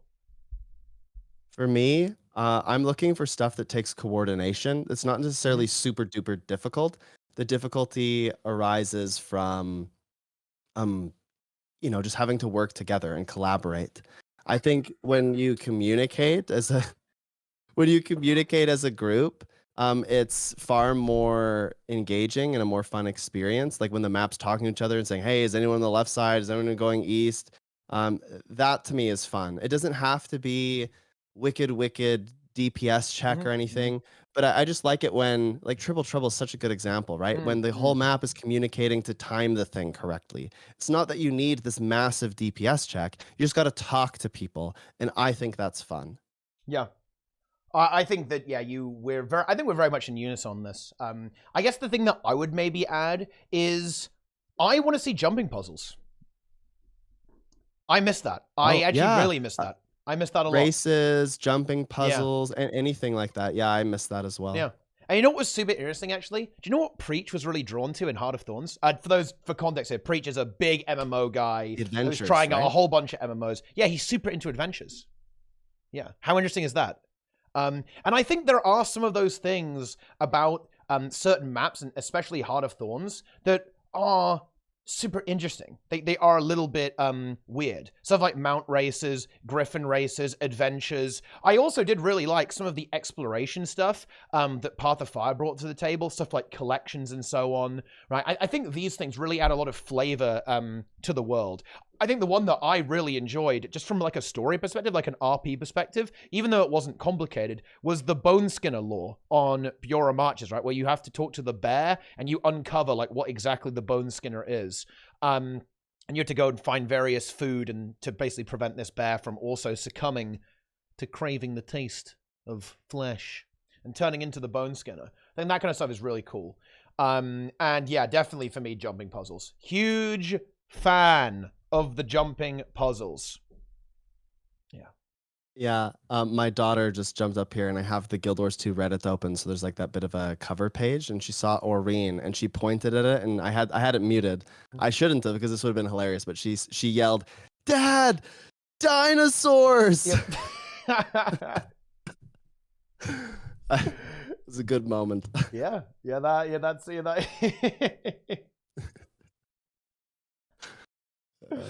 oh, that's big. That is content. I think that about wraps things up, though. I think that's a good place to wrap, gamers. I believe. Interesting tea time. I think that was pretty cool. I give that a high rating. Fun. Yeah, that was good. That was a bit of Sneb time here, guys. Tea time, Sneb time, goose time, goose jam.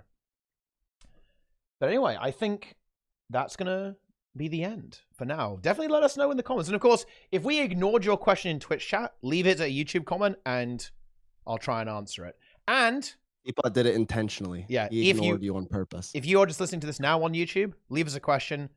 I'll do my best. We'll get in there. Yeah, I did ignore you on purpose. That's true, actually. But we'll see what we can do. We can make some exciting discussion going on there. And yeah, let's kind of practice what we preach here. Like, if you have a topic that you think should be talked about or you want to talk about, let's do it. You can join my Discord, you can join Hardstuck Discord, you can join Sneb's Discord, you can join the YouTube comments, you can join the stream. Let's talk about some Guild Wars 2. Let's get some energy going here. Let's get some energy going. And yeah, I'm working on the Spotify thing, all right? I've actually I'm working on it, right? I've had a lot going on. I've had a bit of a very intense 2 weeks actually. I'm basically dead. I'm a zombie. I'm back to life.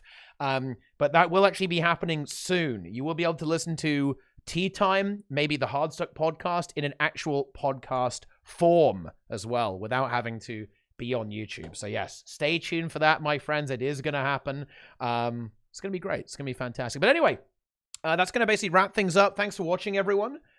Hope you enjoyed it. Sneb, tell us why you have abandoned Guild Wars 2 and you never stream. Tell us about where we can't find you these days, as you hate Guild Wars 2. I've been horribly sick, but I'm on the mend. I actually anticipate my return to streaming this week. But yeah, I've been horrible. It's been like 3 weeks I haven't streamed. Been sick, super sick. But I am getting better. So you can find me at twitch.tv/Snebzor. That's SNEBZOR. You can also find me in my Discord quite often, which is discord.gg/Skeingang, SKEINGANG. And, I help people get into raids. So we have a big community, lots of volunteers, moderators that are incredible. We have a big spreadsheet. You sign up for teams and we throw you on a team, and then you can progress through the raids. It's really, really fun. Yeah. There you go. Oh, that's true. Yeah. You say Zed, don't you? Same as me. Yeah. Same as here in the UK. Yes. Yeah. Yeah. There you go. That's just like a little meme there. But anyway, gamers, you should follow the stream as well. Definitely check out Sneb. Get in the Goose Gang. Get in the Skein Gang. Get in the Juice Gang. Follow me as well. All my social media. Here you go. There's the links. Of course, links to Sneb and myself. All that kind of good stuff in the YouTube comments. So make sure to check that stuff out. I like how my last video uploaded is actually a video of so many AFK farmers that they destroy like an open world boss, like a big champion Jade Bow. Pretty funny, actually. That's what we like to see. But anyway, that's going to wrap things up for us today. I'll be back in just a moment. Thanks for watching, my friends. Hope you enjoyed the TeaTime. Let us know what you think, and we will see you next time. Farewell, friends. We're out.